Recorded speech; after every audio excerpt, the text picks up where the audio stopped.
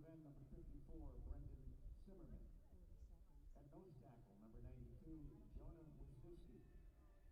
At defensive end, number 44, Joseph Gibson. The linebackers for Buffalo State, number 7, Justin Jones. Number 48, Mike 25 seconds. Number 3, Peyton Hill. And number 9, Seth Ten. The cornerbacks, number 21, Brandon Barksdale. And number 29, Mike Lestike. 10 seconds. 9. At strong safety, number 2, Ethan Piscaro. 6, 5. And at free safety, number 14, Davieto McKenzie. The head coach of Buffalo State is Christian Ozelins. The officials for today's game, the referee is Nick Fillion, the umpire Rod Buran, the head linesman Dan Welch, the line judge is Steve Campbell, side judge Dan Messina, field judge is Tom Britton, the back judge Ben Dabrowski. The game clock operator is Mike Mentes, and on the play clock is Ron Vero.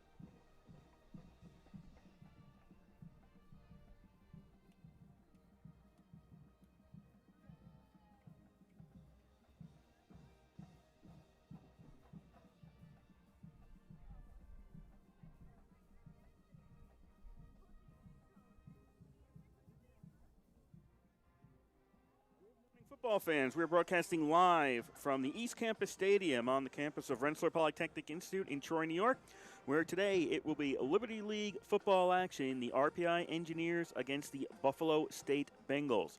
My name is Kurt Studd. I'm here with Yancey Roy. We're going to bring you all the action live today on 91.5 FM WRPI Troy. RPI coming into this game 5-0, perfect on the season, perfect in the Liberty League. Buffalo State coming in 0-4. They are 0-1 in the Liberty League, a tough loss against Union last week out in Buffalo. Before we get to the game, time to give a listen to the interview I did with RPI Engineer head coach Ralph Isernia. Coach, win over Rochester last week. How did you think the team did? We came into the game. We knew that Rochester was going to be prepared. They were a team coming off of a bye week, and they were also a team that was fortunate enough last year to practice in the fall and practice in the spring. So we knew that they would be much improved from years past. And I thought our guys came out well. We had a 3-and-out, and then the offense, put the ball in the end zone. They did some things schematically, offensively that kind of kept us, just a little bit off balance. I thought our guys adjusted well, and then certainly coming out in the second half and putting a number of scores together that helped us distance things. I would have liked to have finished a lot better, a lot cleaner, with the offense and the turnover late there. But I thought our guys responded, and we had a number of guys step up due to some injuries, and they played well in those situations. Looking back at that game, you gave them a short field, and they took the lead with that. What were you thinking late in that second quarter about how things were going right at that point? Yeah, we were just putting things together and telling our guys just to stick with what we're doing and eventually, things are going to start clicking for us. There shouldn't have been any desperation on our part because they took the lead. It was just, executing a little bit better, obviously holding on to the football. And I think that's something our guys took to heart. Putting that score in right before halftime was important to put that drive together and to get some momentum going into halftime, and then putting those scores together in the third quarter.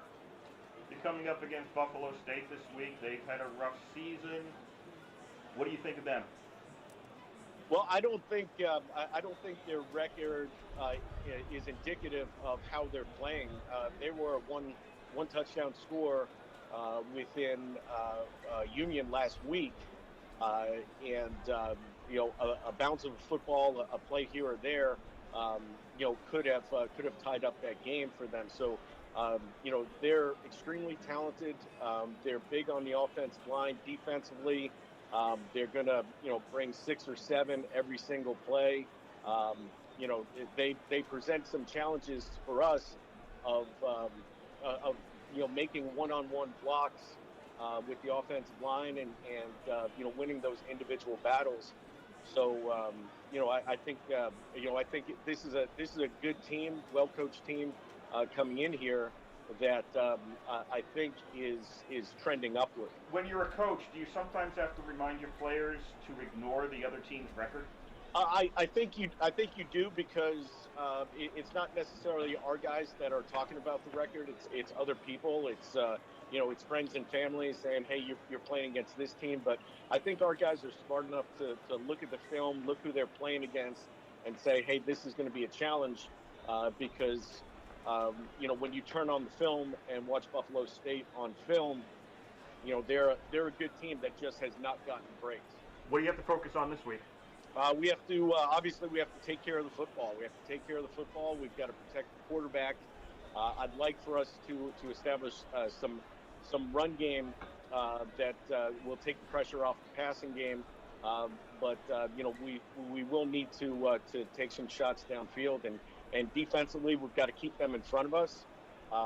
Make them drive a long field, make them execute a long drive, and create some turnovers on defense. And I think special teams needs to be the difference in the game for us. Overall, for your defense is playing very, very well this year. Were you expecting that? Absolutely. We've got really good coaches. We've got really good players on that side of the football. Guys that have played a good bit of football for us. And obviously you saw that start all the way in week 1. And I think that's one of the things with us in practice. The offense goes up against our defense every single day, and sometimes it's tough sledding in there to get some yards. But I think that prepares us, for the game ahead. When we're playing against our defense every day in practice, sometimes the defense that we're playing against on Saturday, isn't going to present some of those challenges. But we thought again at the beginning of the season that our defense was going to be there. We've had some guys go in and out of the lineup this year, and our depth has really helped us on defense. As a matter of fact, on both sides of football. Okay, good luck against Buffalo State, Coach. All right, thanks, Kurt.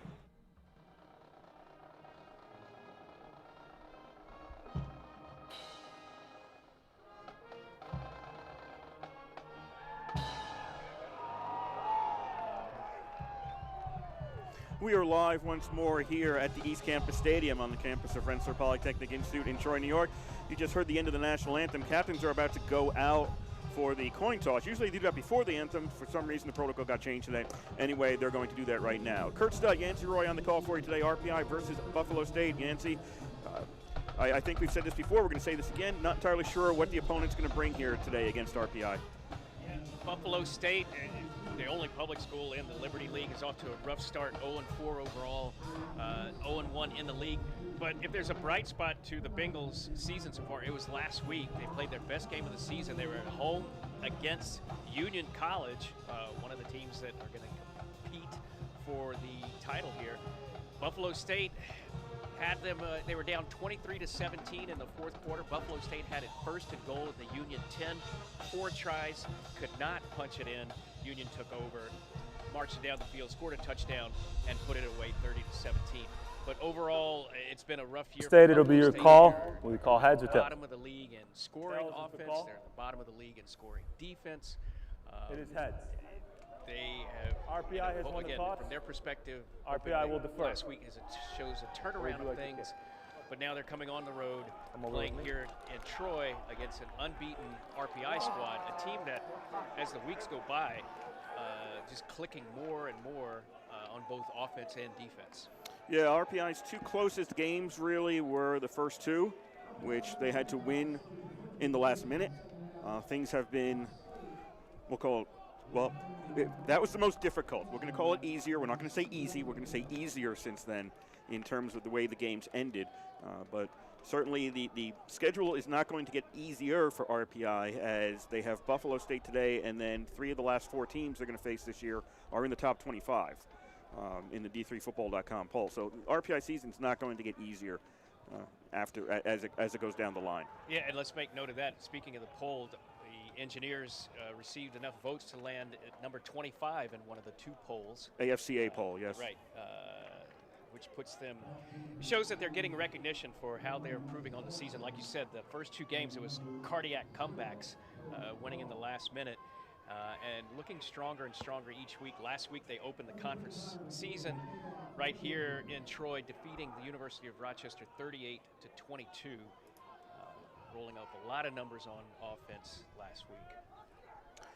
RPI won the toss. They deferred their selection to the second half. They will kick off to start today's game. Time to remind you, this is WRPI Troy with Engineer Football from the East Campus Stadium in Troy, New York. Kurt Stutt, Yancey Roy on the call for you today. All the action in today's game. McDougal getting ready to kick the ball away. Looks like it is Jackson and Prawl back deep to get this ball. And Jackson's going to take it at the 12-yard line, kicked against the wind, with the wind. And Jackson's going to make it down to about the 22, and that's where Buffalo State will start out today's game. Before we get started, we'd like to thank the Rensselaer Union. They provide the funding for WRPI and all the club-related activity of the Institute, and that includes WRPI's coverage of Engineer football, hockey, and baseball. Teams take the field. Buffalo State Bengals in their road uniforms. That's black pants, black helmets, white jerseys with black numbers. RPI in their home uniforms, black pants, black helmets, red jerseys with black numbers. We love the Buffalo State uniforms. Easy to spot the numbers there, yeah. Love the uniforms. First and 10, Buffalo State at the 22-yard line. And it'll be a handoff on first down, and Buffalo State's going to get maybe 3 out to the 25-yard line. It's Omar Robinson. Number 6, he's a senior out of Queens, New York. One thing you see about Buffalo State, you look at their skill positions, they've got some upperclassmen at quarterback and at running back. The receiving core, very young, and some of them slight, fast guys that are slight, 5'7", 5'8", and freshman and sophomore out there in the receiving core. Cam Cianco, the quarterback's going to roll out to his left with the 4 wide out formation. Doesn't see anything, crosses the line of scrimmage, and he's going to run out of bounds right around the 30-yard line. That'll set up a third and about a little bit over 2 for Buffalo State at their own 30. It's Cam Cianco, number 14. He's a senior out of the Buffalo area, running the Bengals offense. A little cooler today than it was last week, Kurt. Probably about 65, 66 degrees. Slight wind, but not even enough to ruffle the flag at the end of the end zone. Yeah, the wind sounds worse here, and I'll explain in a moment. Cianco is going to hand down to Robinson on third down. He's going to get stopped at the 30, maybe gets to 31, but that's short of a first down. So we're if you haven't been here, we're at the top of a 6-story structure on one side of the field. So the wind's going to, if it bounces around, it's going to blow into this area. So the flag isn't actually moving, but we can feel wind up here because we're higher. So what you hear is not always indicative of what the players are experiencing out on the field. I'll give note there to Cole McGrath, number 33, and others on the defensive front for RPI, holding Robinson, keeping him at the 31, not allowing him to get that first down. Dupete, a punt. I think that was blocked. he was under pressure. It's going to take a Buffalo State bounce and go downfield, and it'll be down at the RPI 39. Spellman never had a chance to get near that ball to return it. It was a low kick. I can't believe that was exactly what he wanted to do, but if it was blocked, it didn't help RPI as much as you would think.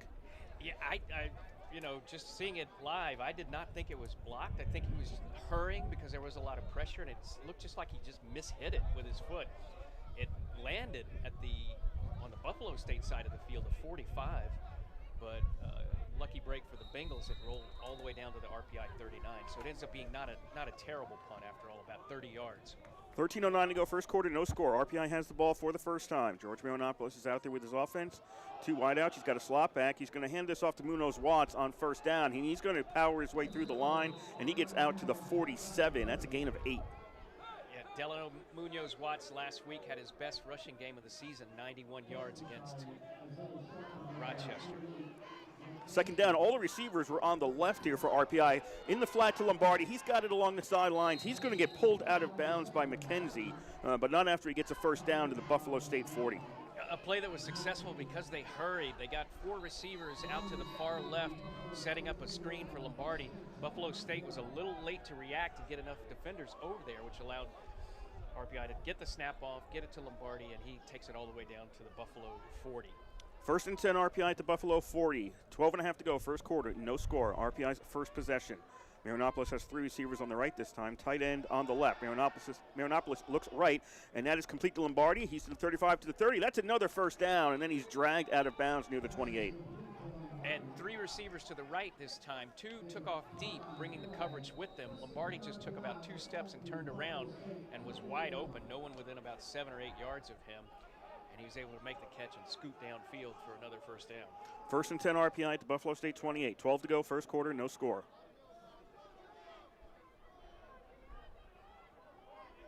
Munoz Watts is in the backfield.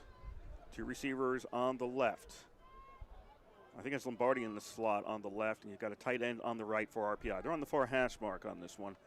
RPI on first down. Give us to Munoz Watts. He avoids one man, moves ahead, and gets down to the 24, and he gets about 4.5.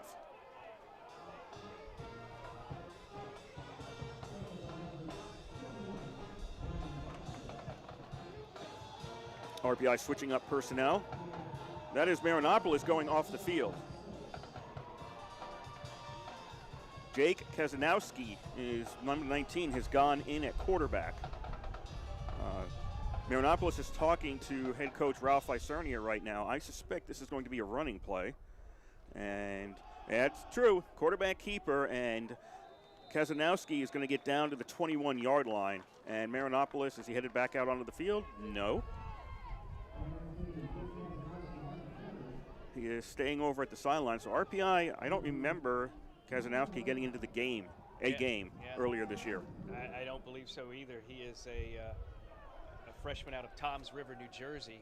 Third down and 2 for RPI at the 21. Kazanowski keeps it again. He's got the first down, gets tripped up, but, well, it's going to be a lot closer than I thought. I thought he had to get to the 19. He's close to the 18, and this may not be a first down. I think he's got it. They signaled it. Did they? I don't see the chains moving.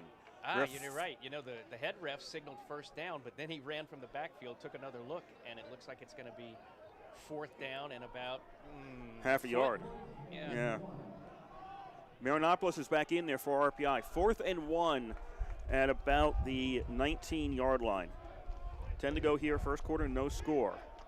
And they're setting up in sort of a spread offense, 2 left and 2 right, not bunched up at all, but he's got the running back a little bit ahead of him in the formation as he stands in the shotgun. 4th and about half a yard. Marinopoulos out of the shotgun. Takes a snap, looking left, now looks right, looks into the end zone, and that is complete to Lombardi, and that's a touchdown. Lombardi was the receiver lined up on the far right side, and he just took off on a sprint all the way deep into the end zone, about 5 yards, hit the brakes, turned around, cut to his outside shoulder, the sideline shoulder. Perfect timing pattern. And Marinopoulos and Lombardi, 2 players that have played with each other a lot of years here in Troy, and you could tell they just knew exactly what the other was doing because Lombardi made the quick cut, turned around, the ball was delivered. The Buffalo State defender had no chance to make a play, and it's a touchdown on the Engineers' first drive of the game. McDougal's extra point is up and good. 7-0 RPI leads with 9:37 to go in the first quarter. Well, the Engineers really not much problem moving the ball at all. They had a couple of plays where Marinopoulos was out, and they brought in one of the backup quarterbacks, Kazanowski, for a couple of carries, maybe trying something new. And frankly, you might see that today if the Engineers get out to a lead. Buffalo State has had trouble containing other offenses. If the Engineers get out to a lead, you might see a lot of folks that haven't gotten a lot of playing time this afternoon. RPI up 7-0. McDougal out to kick the ball away. He's got an off and on wind at his back right now. Obviously, RPI deferred this selection, could pick the side, and opted to take the wind in this first quarter when it's blowing.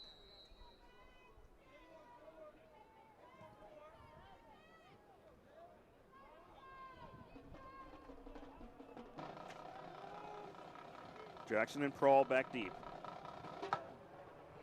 The kick is away. Prawl takes it at the 7-yard line to the 10. Runs along the 13. He's going to get hit, pulled back, and his forward progress has him at the 13-yard line. He's tackled back at the 10, and Buffalo State starts out there. Engineers did not allow a first down. Bengals a first down their first possession. Like we said in the pregame, RPI has been clicking on both offense and defense. We saw that last week against Rochester. We see that in their record, 5-0, and now being ranked number 25 in one of the Division III polls coming into this game. Yeah, Hobart's 25 in the other poll. After the loss, Right. They dropped down to 25. And it's going to be a handoff to Robinson. He's going to run left, turns the corner, and then pushed out of bounds near the 22. Pretty good run by Robinson. Got sort of around the outside edge, able to make a gainer of it. Robinson's a big guy, 5'10", but 205, but showing enough speed to get around in and get out to the 21. 2nd and 3 for the Bengals. They show 2 wide receivers on the right, 2 backs. The quarterback, Sianko, is between his 2 backs. Handoff goes to Robinson. He's going to go right. Turns it upfield at 21. Nope, now he's going to string this out towards the sideline, and he's going to run out of room. He's forced out at about the 23. A host of Engineers there to meet him, led by C.J. Lyons, one of the cornerbacks. But the play was made by the RPI front line, able to string out that play, not allow Robinson to get to the corner. He kept going wider and wider to the right sideline before he kind of just ran out of time and space. 3rd down and 1 at the 23-yard line. Buffalo State, their 2nd possession of the game, looking for their first down of the game. 2 receivers to the left, 2 in the backfield. And they're going to give to Robinson. I almost bought the non-handoff, and Robinson's going to have it out to the 30-yard line, and that's going to be a first down when he's forced out of bounds. Well, that's a good play by Omar Robinson, and showing a little bit of acceleration there, because as that play was developing, Joe Deptula, one of the linebackers for the Engineers, kind of saw where that was going. He cut through a gap and was right on Robinson's heels. I thought he might be able to take him down in the backfield, but Robinson accelerated and got around in, and Buffalo State gets its first down. And we have an injured player down for the Engineers. That's Chris Gomes, who's the injured player, so he's being looked at the 45-yard line. While we've got a moment, the offense for Buffalo State, that is, the quarterback is Cam Sianko, the running back Omar Robinson, the fullback is listed as Bam Johnson. He hasn't carried the ball. Wide receivers are Shakur Moore, Tariq Nelson, and Cam Crozier. The line up front is Alex Westcott, C.J. McBean, Henry Palermo, Del Green III, and Kyle Schrader. Interesting to note, Buffalo State, unless I'm forgetting, I don't think they've tried to pass so far in this game. They've had 6 rushing attempts. 3 in the first set, did not get a first down, had to punt. 3 right here, successfully got a first down. Sianko's had a good percentage on the year, the quarterback for Buffalo State's hitting at about 56% of his passes. And among the receivers to keep an eye on, Cam Crozier for the Bengals, Crozier has caught at least 4 passes in every game this season. He's number 9, and he's coming to the near side right as they line up 1st and 10 at the 30. 8 to go here, first quarter. 7-0 RPI leads. 2 receivers to the right, 2 in the back, 2 backs in the backfield. And this is the first pass of the game. Sianko throws. That is complete. Out to the 40-yard line is Crozier, and he's forced out of bounds there, and that should be another first down for Buffalo State. And, oh, boy, they got a bad spot there. They do get the first down. He was definitely across the 40. The official put that right on the 40, right in the middle of the yard marker, but it's still a first down. Anyway, we're just saying, Cam Crozier, watch for him. He's one of the favorite targets of Sianka, and he gets the first pass this afternoon by the Bengals. 1st and 10 Bengals at their own 40, down 7-0. Robinson's got the handoff. He's running along the 40-yard line, upfield to the 45, near the 50, and he's out at the 50, just about there, and that'll be another first down for Buffalo State. Well, Omar Robinson is the workhorse so far for the Bengals, and what he's shown is that as he tries to move to the outside, he has some acceleration around the end. That's not the first time he's gotten around the outside on the Engineers and picked up a first down. They got it at the RPI 49, 7:10 to go, first quarter, 7-0 RPI leads. Buffalo State with 2 receivers on the right, 2 men in the backfield, tight end on the right as well. Sianko throws. Crozier's got it at the 41, and he's out of bounds there. Gets a bump and steps out of bounds. He'll get the forward progress closer to the 40, actually, and that's a pickup of 9. Simple, quick hit there. Crozier again lined up on the far right, near side. Sprinted about 8 yards down, turned around and came back to the ball. Had enough cushion. RPI was not playing him that close with the defensive secondary. 2nd down and 1 at the 40-yard line for Buffalo State. 2 receivers to the left this time.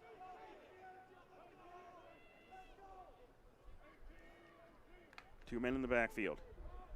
Gives to Robinson. Robinson runs along the 43. He's crossing the 40, and he's got a first down as he dives ahead, and he's down at the 36.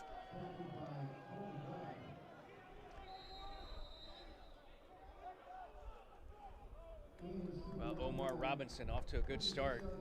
The featured back for the Buffalo State running game. He's got 7 carries for 35 yards for the Bengals as they get another first down now.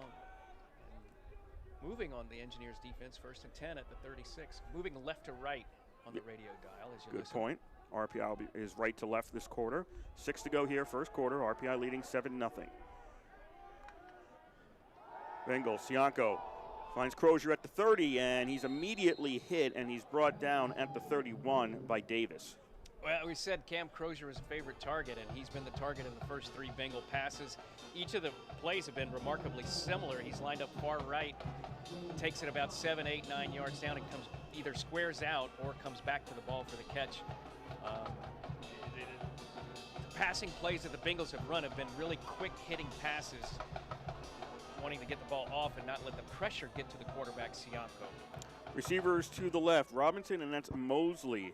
Not listed on the 2 deep is the other running back for Buffalo State. Handoff goes to Robinson along the 35-yard line. Caught from behind, and he's going to get taken down by Connor Ahern for a loss of yards. Yeah, Magnus Womble was also there. C.J. Shoemaker had the initial pressure, although he did not make the tackle. And now it's 3rd and long for the Bengals, and they'll be forced into a passing situation. Sianko, as we said, is 3 of 3 for 24 yards, all of them to Cam Crozier, but all of them have been short passes. Now he's going to have to go a little bit deeper if they're going to get this first down. Crozier is the wide receiver farthest to the right on this 5 wide receiver pattern for Buffalo State. Sianko is looking right, rolling to his right. Now he's going to run with the ball, and he's going to get hit at the 30, and he's down there. McGrath on the tackle for RPI. Yeah, Cole McGrath, nice open field tackle. It was one-on-one, if Sianka gets past him, he's got a first down and more. He could probably get down inside the 20.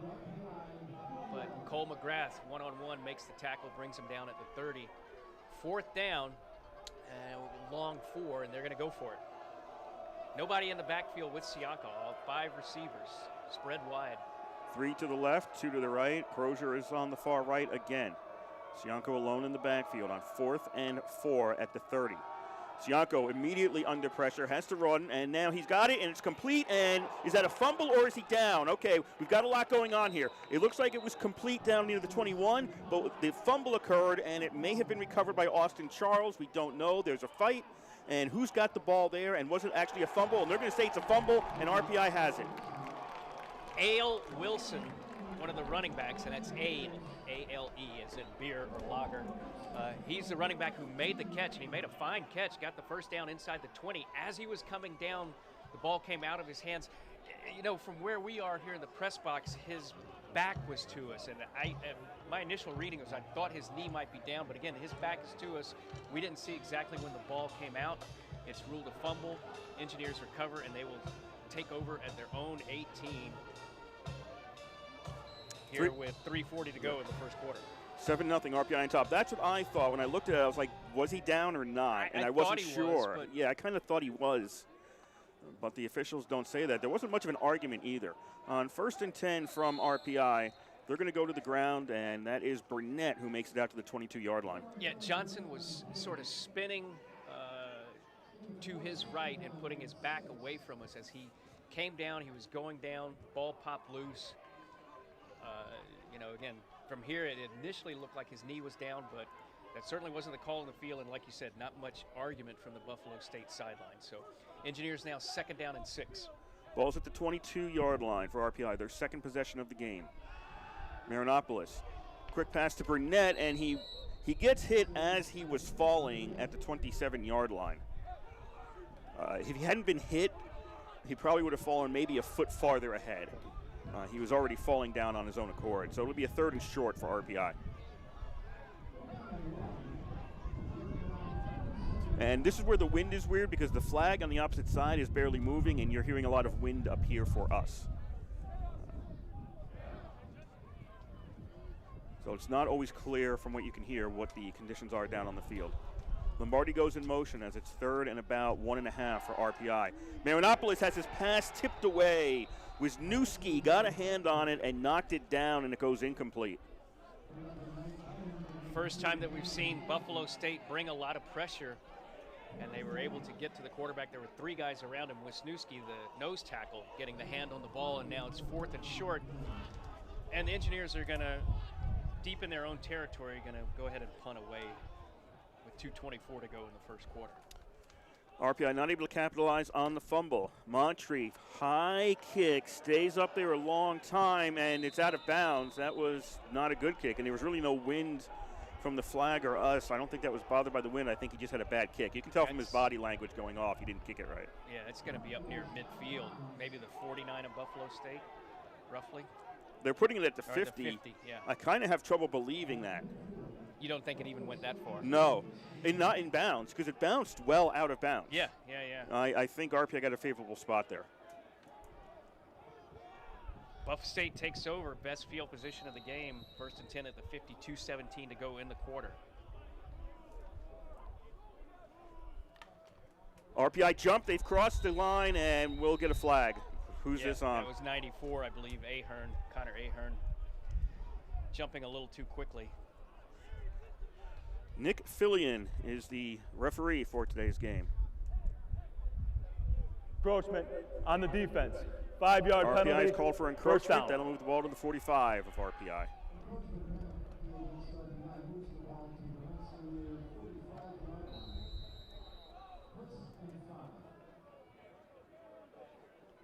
So it's 1st and 5, Buffalo State, trailing 7-0 with 2:17 to go in quarter number 1.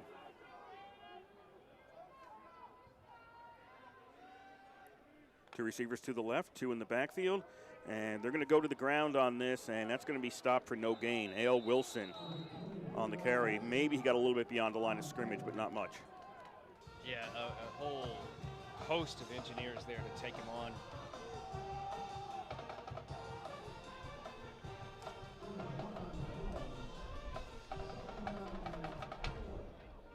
They'll credit him with half a yard on that play. I think it was Connor Noyes that might get credit for that, but there was about 3 guys who ganged up on Wilson there at the 44. Second and call it 4. They'll give him a full yard statistically, although he didn't get it. And rolling out to his right is Sianko. He's going to pass. That's complete to Crozier, and he's out right near the 40. I think he's going to have the first down. The tip of the ball is on the 40. Spencer Brockdorf came in and made the hit, and if he doesn't get the first down, it's because Brockdorf didn't allow Crozier to even get a step forward after he made the catch. And they are going to give it a first down. Boy, that was really close. And when he made the catch, he was right at the 40. All he had to do was kind of fall forward, but Brockdorf came in like a laser and just knocked him backwards. And I thought they were going to mark him a little bit short, but it will be 1st and 10 for Buff State now at the RPI 40. 7-0 RPI leads. About a minute to go here in quarter number 1. 2 receivers to the left, 2 men in the backfield for Buff State. And Wilson's going to take the flat pass, and he's going to get out to the 40 and then down to the 36-yard line. First time we've seen that play. Wilson was the running back lined up to the left and just kind of ran the swing out, or the wheel pass around the left. Good for a 4-yard pickup. Sianko, by the way, is off to a 5-for-5 start for 40 yards. Nothing very deep, but short passing game so far effective for the Bengals. Nelson moves over to the right, so there's 2 receivers on the right, tight end on the left, 2 in the backfield for Buffalo State. Sianko's going to roll to his right. The blocker can't hold his man, and Sianko's going to throw the ball away. Call Crozier the intended receiver. He was overthrown, but near it. Yeah, big pressure from C.J. Shoemaker, defensive end, that was closing the ground fast on Sianko, and he just had to get rid of that one.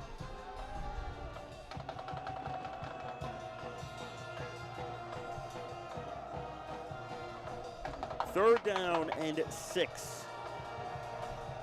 Ball's on the 36 of RPI. Buffalo State with a 4 wide out formation. Wilson in the backfield. Sianko out of the shotgun. Takes the snap.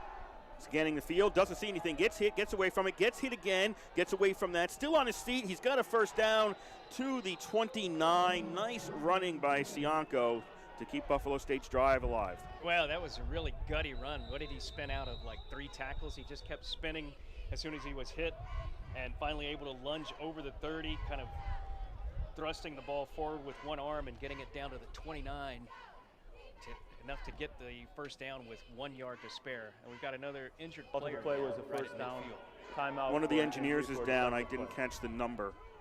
The training staff is looking at him. 19 seconds to go. That would be C.J. Schumacher, who is now getting up and walking off under his own power. 19 seconds to go here, first quarter. RPI 7, Buffalo State nothing.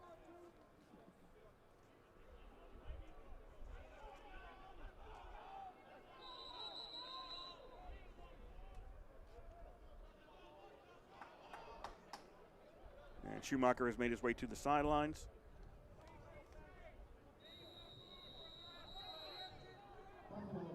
And Buffalo State doesn't have to run a play here. The clock has started. There's only 10 seconds left in the quarter. Hurrying. Yeah, they're not hurrying to get to the line. They're just looking at the play sheet on his wrist, and that's going to be it. First quarter is over with here in Troy. RPI 7, Buffalo State nothing.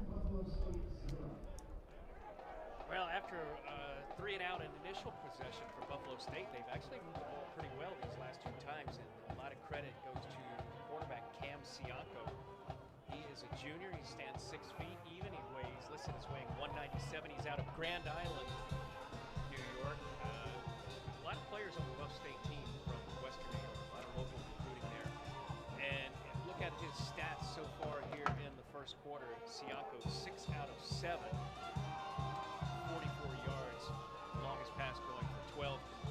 Rushing for the Bengals, Omar Robinson, 8 carries for 33 yards. He's the leader there. And the leading receiver, as we mentioned in the pregame, Cam Crozier, favorite target of Sianko. He has 4 catches in the first quarter for 28 yards. Over on the RPI side, George Marinopoulos, 4 out of 5 passing. He's got 49 yards total. Lombardi's the leading receiver, 3 catches for 44. And Munoz Watts, the leading rusher, 2 carries, 12 yards. It'll be Buffalo State right to left, RPI left to right across your radio dial in this second quarter. RPI leading 7-0. They incorrectly placed the ball at the 24. It's actually the 29. One quick stat as well from the first quarter. Big first quarter for Cole McGrath, one of the Engineer linebackers. 7 tackles, including 4 of those solo in the first quarter. First and 10, Buffalo State, 4 wide out formation. Wilson in the backfield. He's going to shift to Sianko's right. And the snap. Sianko's looking left, looking down towards the end zone, and that is caught, but inbounds, no. Tariq Nelson was the receiver. He caught it, but couldn't get a foot down at about the 3. We're sitting next to the Buffalo State coaches in the press box area, and they thought he had it, and I got to tell you, I thought he got 1 foot down. But that was a tough catch there and a really good effort to even make that catch, really. Chris Gomes was on the Tariq coverage. Nelson, yeah. Gomes had good coverage on that.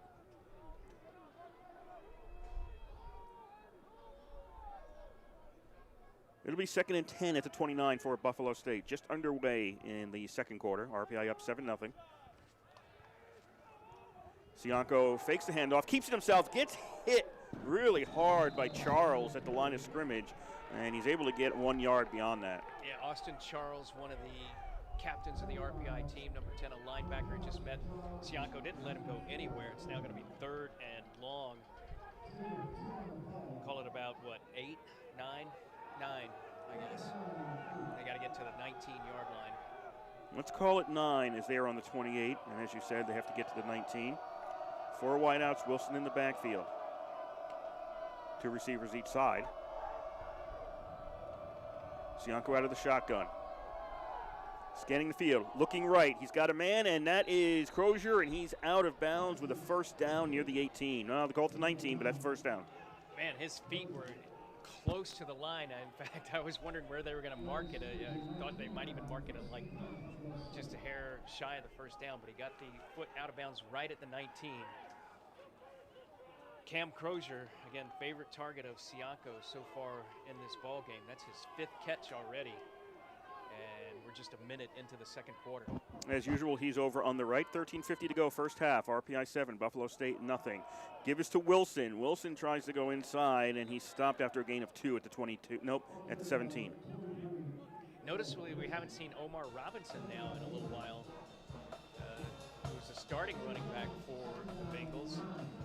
Hasn't been in on a series in a while. He had a good first quarter. It was off to 7 carries for 35 yards.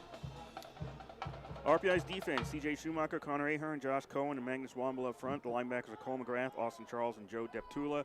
And the cornerbacks, C.J. Lyons and Chris Gomes. And the safeties, Francis Perry and Spencer Brockdorf. Buffalo State, 2nd down and 8. They're going to go to Wilson again, and he's got to fight his way through to the 15. That was a hard run there for him to get 3 yards. Another 3rd down and long. Number 94 must leave the field for 1 play. And again, you got to be watching for Cam Crozier, number 9. He's the favorite target of Sianko, but also keep an eye out for Tariq Nelson, number 11, or Chikor Moore, number 4. Well, Moore's out now. 3rd and 5 at the 14-yard line. The receivers are to the right. Crozier's not, or to the left. Crozier's not to the right. They're going to give to Wilson, and Wilson's not going to get it. He's going to go left, and he's stopped at the 13, and that sets up a 4th and 4. And I think that kicking team is coming out now. It looks like it is, yeah.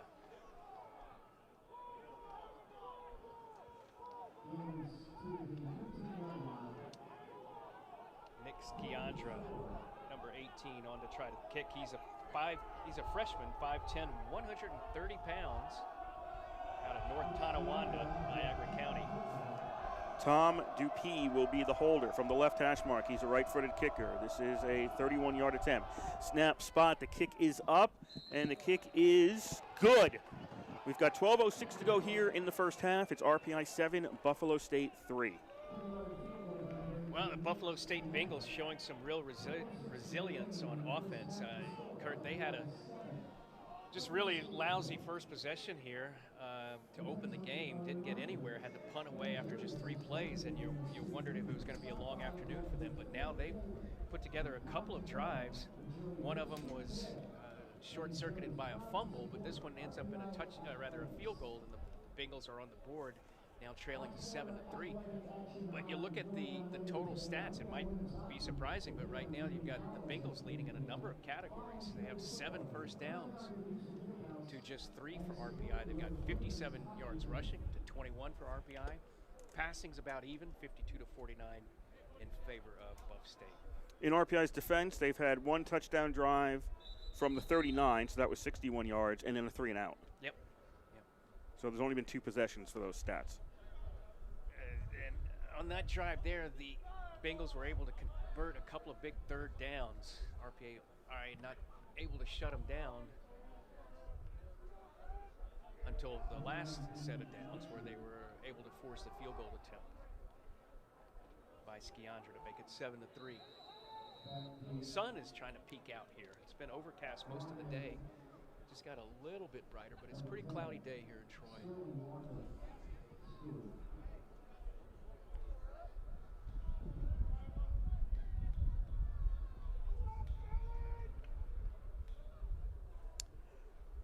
And the kickoff from Skiandra is going to go to the 10-yard line. 15, 20, 25, 30, 35, 40. Along the sidelines, 45. And finally forced out of bounds is Walker Sutton.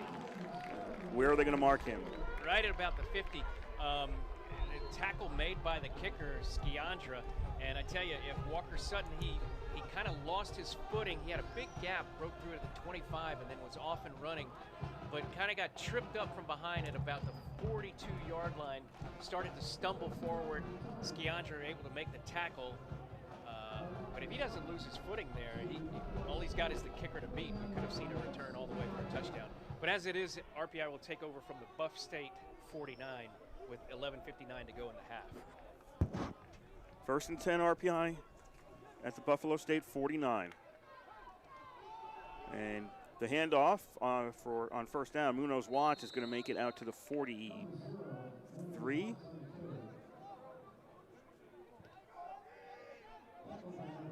Yeah, call it to 43. And he had a big game last week against Rochester, 91 yards rushing, his best of the season. RPI's receivers on the right are tightly grouped. Yeah. Inside the hash marks, very tightly grouped. Just one guy to the far left. This is a 2nd down and 4 for RPI. Marinopoulos hands off, and that's going to be stopped at the 41. Munoz Watts didn't get much, a little under 2 yards on that.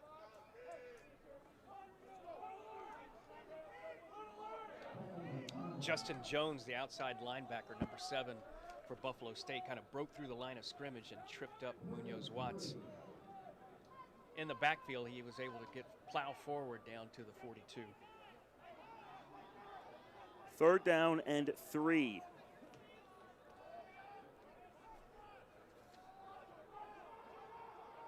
For RPI, ball at the 42 of Buffalo State. 7-3, RPI has the lead here. They're going to send Schrader in motion. He's going to be all the way out on the left right now. Marinopoulos wants to throw. He's got time, but he's running out of time. He gets hit, gets away from that. We've got a flag. We've got a pass to Munoz Watts to the 30, to the 25, to the 20, to the 15, no, the 16. But I have a feeling like everybody else, this isn't going to count because that flag is probably holding. Yeah, a lot of pressure there applied by the Buff State defense, not allowing much room for Marinopoulos. He had lots of receivers. He had 2 receivers wide open. Lombardi Holding standing all on by the himself offense. at about the Number 25, 62. waving his arms 10-yard to the ball. penalty. Replay. 3rd down. Marinopoulos could not get free of the rush to be able to spot Lombardi downfield. And like you said, it is a holding penalty, so we're moving all the way back towards midfield here. RPI will be back at their own 48. This will be a 3rd and 13. RPI now 2 wideouts each side. That is Burnett in the backfield. Taking some time to get the signal from the sideline. And the receivers now grouping up a little closer, getting tighter formation. 3rd and 13 at the 48 for RPI.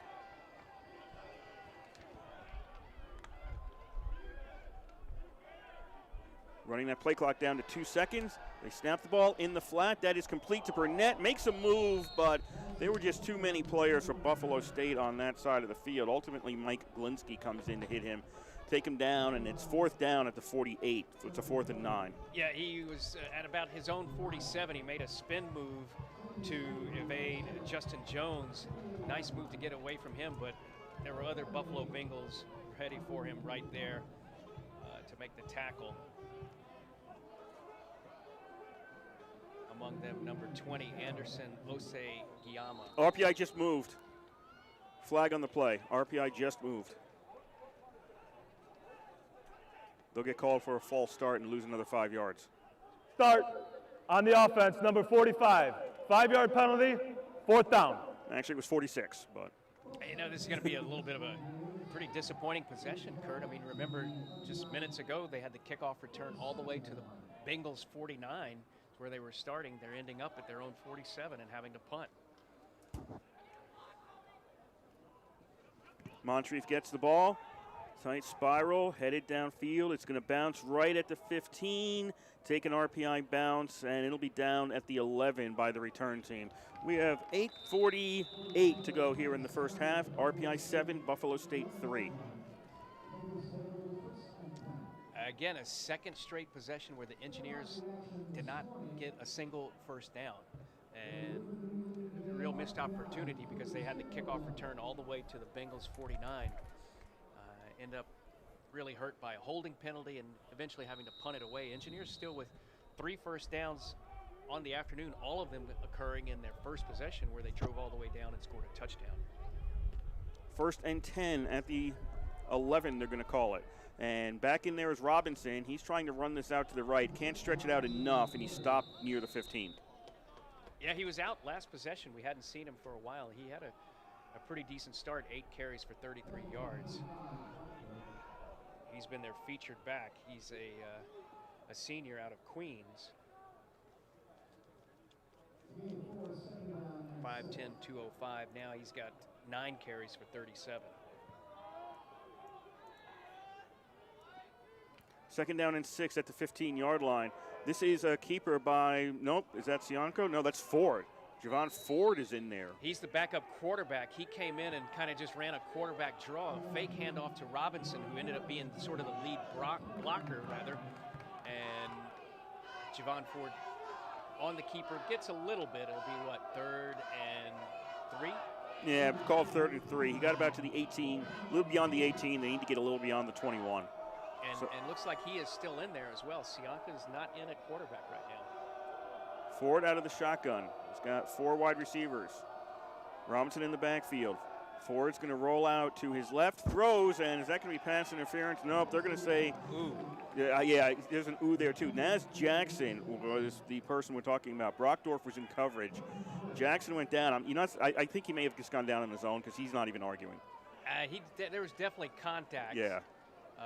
In the back, but the throw was offline as well. The left-handed passer there, Javon Ford, didn't really deliver that all that close to the receiver. I think if that's anywhere that's catchable or anywhere we might have seen a call there. So no call, incomplete pass. It'll be 4th down and 3 at the 18, and the punt team comes out. That is Tom Dupuis. He's a holder for the place kicks, punter and a backup quarterback. Low kick. Spellman has it bounce in front of him. He's going to grab it at the 43, gets away from the initial hit to the 45, and then tripped up at about the 48. That was Justin Jones who came in, got a leg, and knocked him to the ground. Well, hey, a lot of credit there because he really got smacked at about the 42 and was able to spin off to his left and not go down and able to pick up an extra 6 yards. And for the second straight time, the Engineers will begin a drive almost right at midfield. They're going to start at their 47.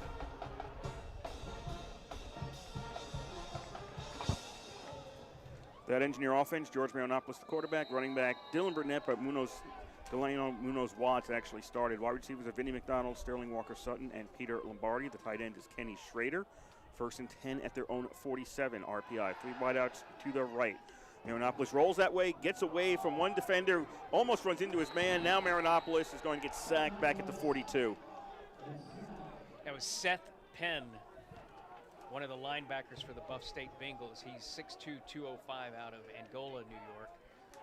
He wasn't the first one to get him. Marinopoulos got away from the first rusher, but before he could set up to make the throw, Penn wraps him up from behind, and Marinopoulos goes down at the 42. RPI's offensive line, Danny Beckenhuis, Rick Demboski, Thomas O'Lawson, Garrett Farmer, and Anthony Iaquinta. That's the first sack of the afternoon for Buffalo State. 7-3, RPI leads with 6:35 to go in the first half. Marinopoulos looks to throw, has Lombardi at the 47. That's complete, and he's immediately put down by Hill. Just a quick hit pass to try to make up the yardage from the sack. Lombardi was on the right side. Took about 6 strides and just turned around and waited for the ball. Gets the ball out to the 48 where it's 3rd and 9 now. 4 receivers set for RPI. Munoz Watts is in the backfield. RPI looking to the sideline for the calls. We hit the 6-minute mark left in the first half.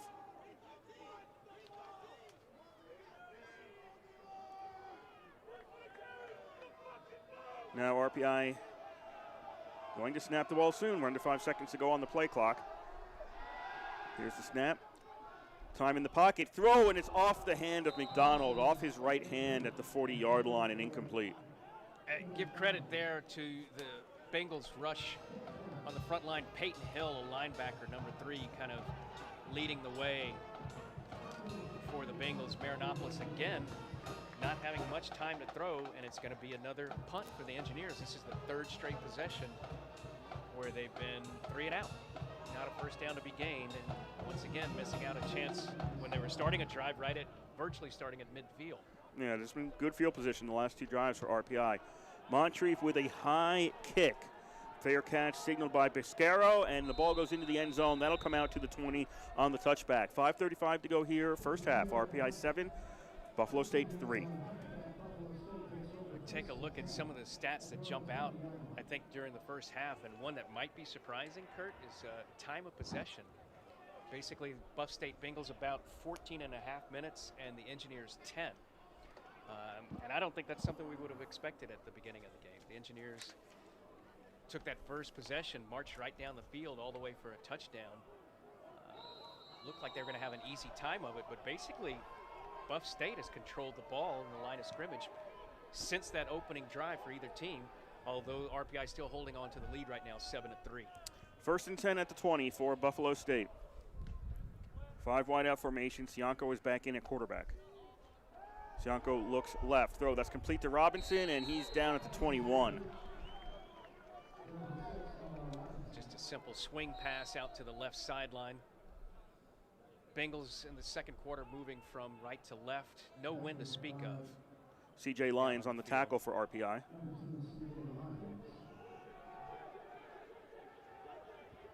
And now Cianco going with no running backs. Omar Robinson, their featured back, is now one of the 2 receivers on the left, near the numbers on the left sideline.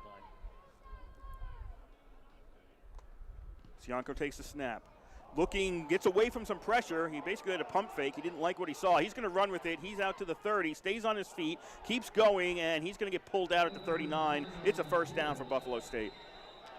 Well, that play, the way it started to develop, Cianco was just under a world of trouble from the rush of RPI and didn't really have anybody open. But once he spun to his right and went to the far right sideline, he had, lots and lots of green grass to run because all of his receivers had ran deep and were up near the 50 by the time the RPI defenders realized it was a run and tried to close Please the reset gap. the game clock to Cianco was able to 4:54. get all the way out to the 40 and pick up another Bengals first down.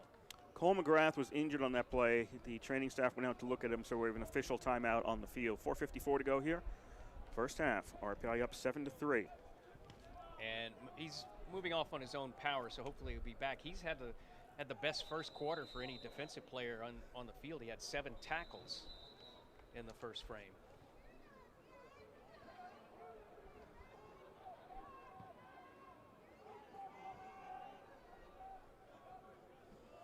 So to set it up, it's Bengals ball, 1st and 10 at their own 40. They're at the hash mark on the far side right And it's Sianko lining up again with a formation that they've started to use here in the second quarter, which is no running back and instead 5 wide receivers. Giving different looks to RPI. Yeah, they put him, I thought he had the 41, but they're putting him at the 40. First and 10 play. Sianko is immediately under pressure, and he's still on his feet, and now dragged out around the line of scrimmage. Lost the ball, but he had already stepped out, and he's out at the 41. Connor Ahern on the tackle. A great play, though, really, by Sianko to get 1 yard. He really should have been sacked back there. There was a number of engineers who were closing in on him, led by number 98, Langford. And he got an arm around Sianko, but he couldn't bring him down. He was able to shake free and ended up picking up 1 yard instead of being sacked.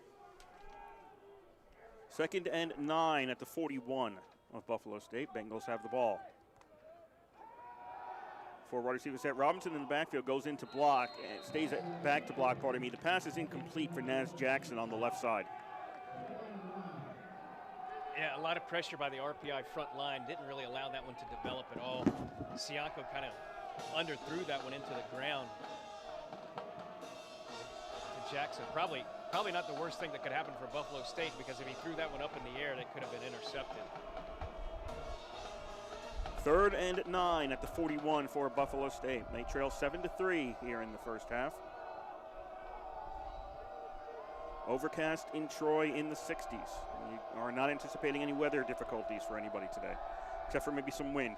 Under pressure immediately is Sianko. He's going to throw the ball, and that's incomplete along the sidelines, looking for Crozier, and it'll be 4th down for the Bengals. 2 good plays by the RPI defense there. First of all, Womble, one of the down linemen, was able to break free and bring a lot of pressure on Sianko. Sianko was able to get away and launch the pass, but it was C.J. Lyons, number 2, one of the senior defensive backs, who batted the ball down right at about the 50, and now forcing the Buffalo State punt as they line up to kick it away with under 4 minutes to go in the half. Kind of a funky formation. They're lined up to punt, but they've got three men wide to the left, almost to the sideline as gunners, if you will. Unless. And is that, too much time or timeout? Is this a delay of game or a timeout? Delay of game against on the Buffalo offense, State. number 16. 5-yard penalty, 4th down. So he called 16? I believe that's the punter. We have the punter as Dupuis as the punter, 12. Well, no, but that is not Dupuis that's out there. Ethan Fox, backup quarterback. Which is made you think it's some sort of trick play going on, but he is going to punt. He does punt. Fox punts the ball. It's going to bounce at the 33. Spellman's going to run away from this. He's not going to go for it, and it's going to roll and be down at the 29. So there's 3:48 left to go first half. RPI 7, Buffalo State 3. RPI with the ball. Well, you mentioned Ethan Fox punting. I mean, Dupuis is listed as their starting punter, but let's recall he's had 2 really bad kicks. His first 2 kicks were not good at all. Didn't get any air under either one of them. One of them, ended up being a 30-yard punt, although about 18 of that was on the roll. So maybe they've decided to switch up punters, giving Ethan Fox a chance that time. First and 10 RPI at their own 34. Nope, 29. Scoreboard's wrong. Ball's at the 29. Burnett has the carry. Goes left. Nothing. He's going to lose yards. Okay, his forward progress is done. Blow the whistle. He's not getting away from 5 guys surrounding him, and he'll be stopped at the 25. Jonah Wisniewski, number 92, and also Peyton Hill, number 3, among a big crowd of white jerseys. Bringing down the carrier at the 25, and so now second down and about 14 for the Engineers as we get near the 3-minute mark in the first half. RPI scored on their first possession, the second overall of the game. Since then, just the field goal by Buffalo State, and RPI's offense has had a lot of difficulty moving the ball. A lot of difficulty. Marinopoulos in the flat to Lombardi at the 25, to the 30. Lombardi out at the 34, and that sets up a 3rd and 5. He'll get a favorable spot to the 35, so it's a 3rd and 4. Anderson Jemiah with the hit to bring down Lombardi, but a nice gainer for the Engineers. Now 3rd and short.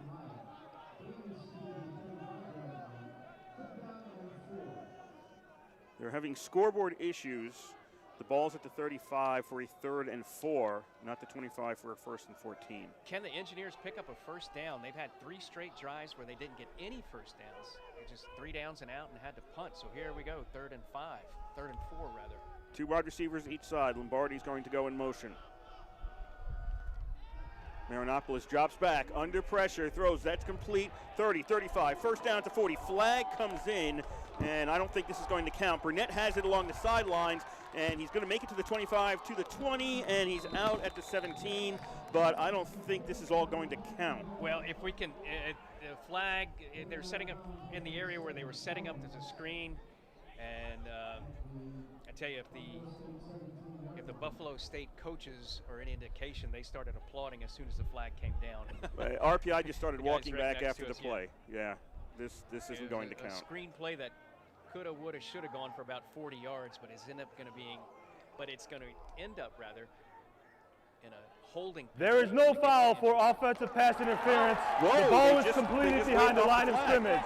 Result of the play, You know what? first down. Did he say no foul for lineman? Well, I thought he said offensive pass interference, but the pass was behind the line of scrimmage.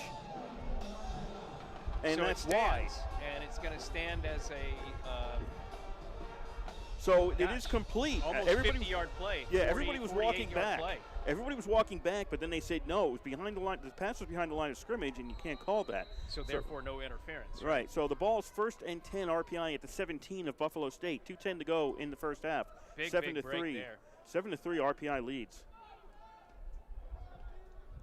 So ends up being a roughly 48-yard pass, screen pass to Dylan Burnett. Could be the biggest play of the first half right here. RPI in the red zone. Marinopoulos is looking end zone. Lombardi's got it. Touchdown. In the right corner, right along the sideline, about 5 yards deep in the end zone. Kurt, that was just almost a mirror play to the very first touchdown, which is you've got Lombardi wide right. He runs a sprint into the end zone about 5 yards deep, turns to his outside shoulder and just looks for the ball. It's a play they've run often. Marinopoulos and Lombardi, 2 veteran players, they know what each other is doing. It was a mirror image of the touchdown in the first quarter, and a big sequence of events here. 2 plays, Engineers go from struggling to now up by 13-3, and let's make it 14-3 with the extra point. And what a turnaround. The Engineers had 3rd and long on their own side of the field. They threw a screen pass, which went for about 48 yards, although there was a flag, and we all, and everybody in the stands and the coaching box thought that was going to be called back. The screen pass would be nullified, but they waved off the flag. It was going to be for offensive pass interference, but they waved it off. It ended up being a 48-yard gain. And on the very next play, a touchdown pass to Peter Lombardi.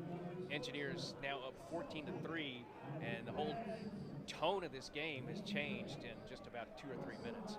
Well, RPI scored late in the first half last week to take the lead.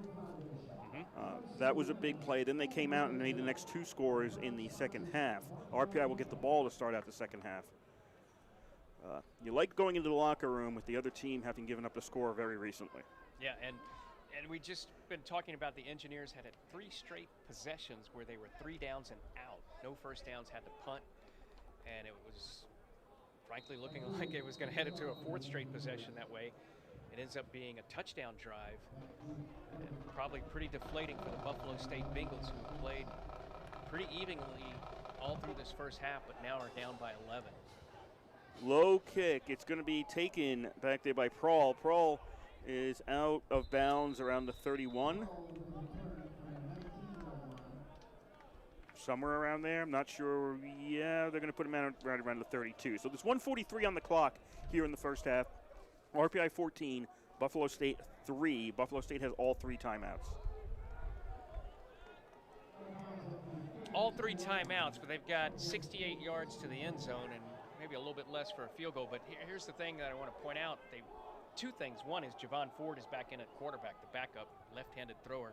Second, they haven't gone deep all afternoon with any passes. Will they do that this time? Nope, it's a quarterback draw. No, it's quarterback draw, and that is Ford out there again. And Ford's going to get pushed back after he makes it to the 30s, almost the 36.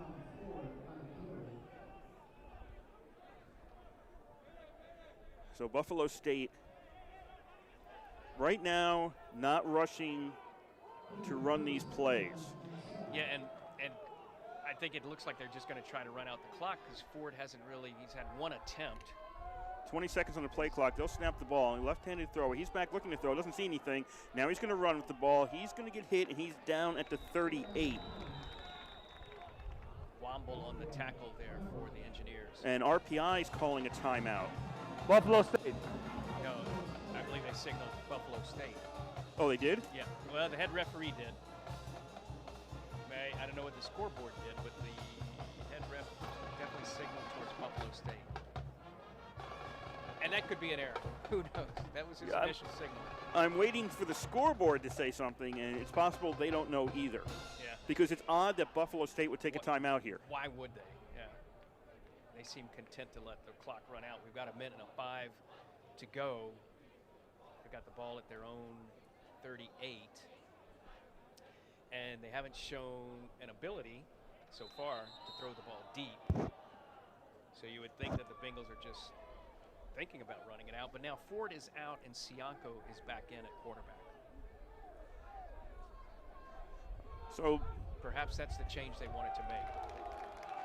The timeouts still say 3-3 on the scoreboard. It's possible let me say this in English. We're one level above the rest of the press box. It's possible they don't know who took the timeout either.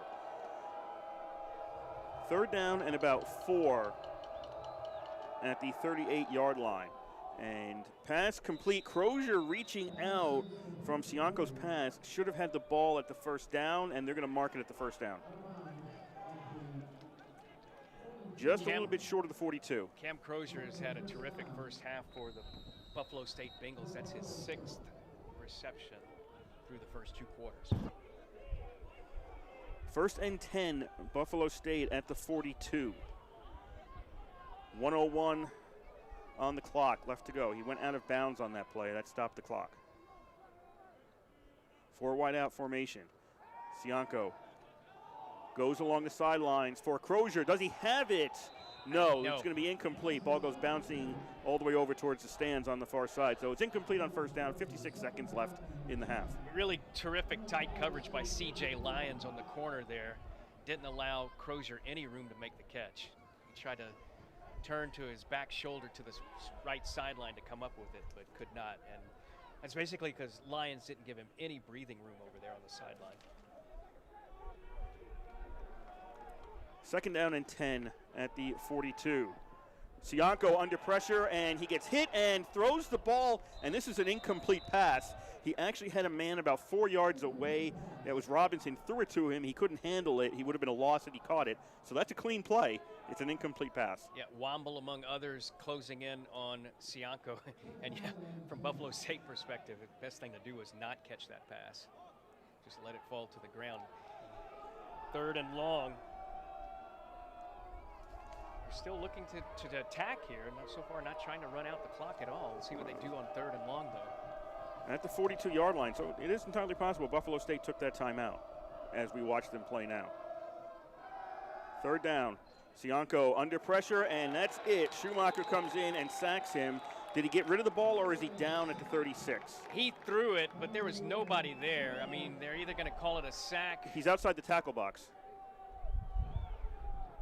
They may be talking about this now. Whether his knee was down before the, it looks like they're going to rule it a sack. The Buffalo State coach, that is Christian Ozelins over there talking to the official. So the question is, I don't think, that's not intentional grounding. He got it beyond the line of scrimmage. He was outside the tackle box, so he's clean on that. The question is, was his knee down when he threw the ball? I don't know. He was running with his back to us to the far sideline, and it was a little hard to see when the knee went down. Here we're going to have an explanation, perhaps, or here we go. 4th down. The clock will start. Am I ready? Clock will start up, so they're ruling it a sack. Then, yes, right? They're going to rule it a sack. RPI. Okay, they called a timeout RPI and pointed to Buffalo State. Maybe that's what he did the first time, too. It might be. So at least that time he said RPI took the timeout. Yeah, while he pointed to Buffalo State. Oh, well. Okay, so 26 seconds left, and it's The fourth clock down and is 16, correct, so Buffalo fourth State down. looking at a punting situation here, and they've got Ethan Fox back to punt. So they've switched punters midway through the second quarter here after not being very happy with DePee. His first two kicks were not very good, and so now they're switching to the freshman Ethan Fox back there to punt it away for the Bengals. This is WRPI Troy with Engineer Football from the East Campus Stadium in Troy, New York. Kurt Stutt, Yancey Roy on the call for you. 26 seconds left here in half number 1. And Buffalo State has just punted it. Spellman's going to call for a fair catch. He's got it around the 35. RPI has 20 seconds left in the half to do something or just kill it.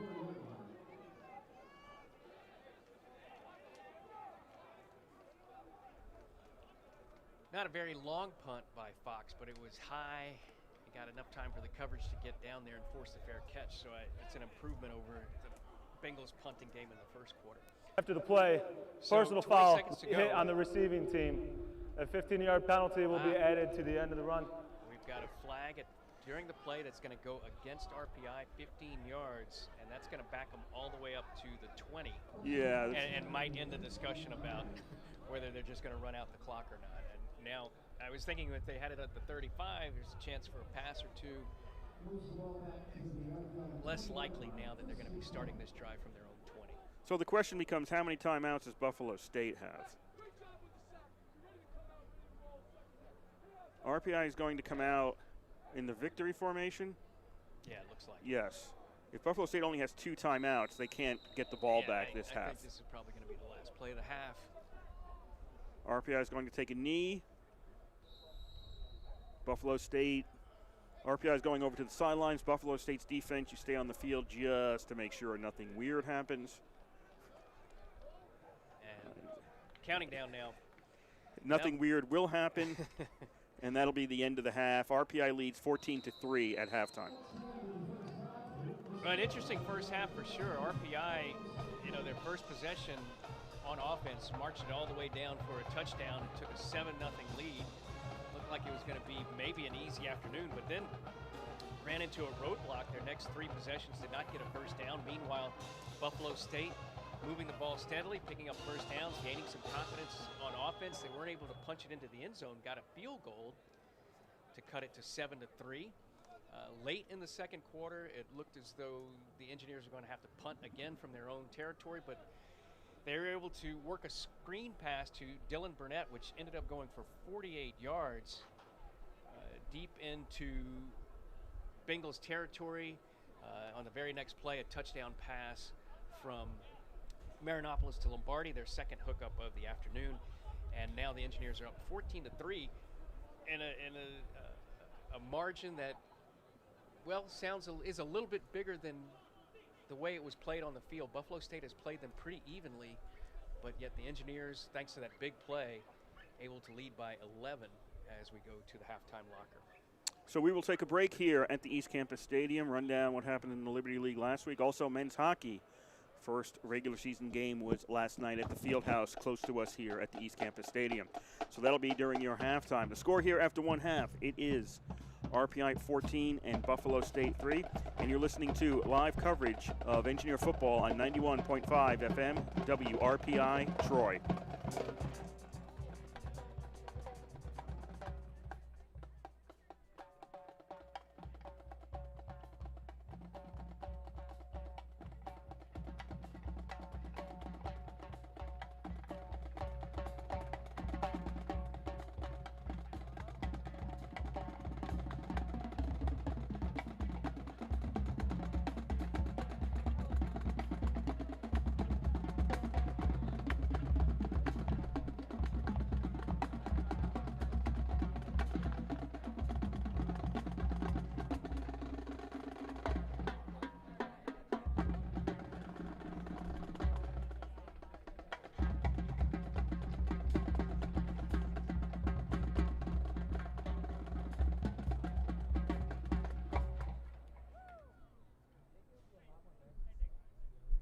Please join the RPI Pep Band as they play the alma mater.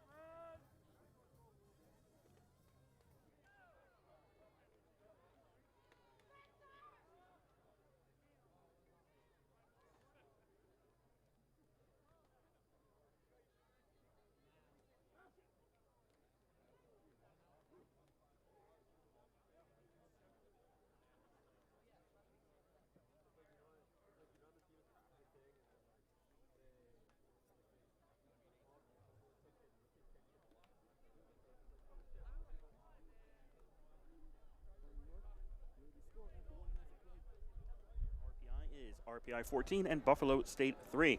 My name is Kurt Stott. I'm here with Yancey Roy. We're bringing you all the action live on 91.5 FM WRPI Troy.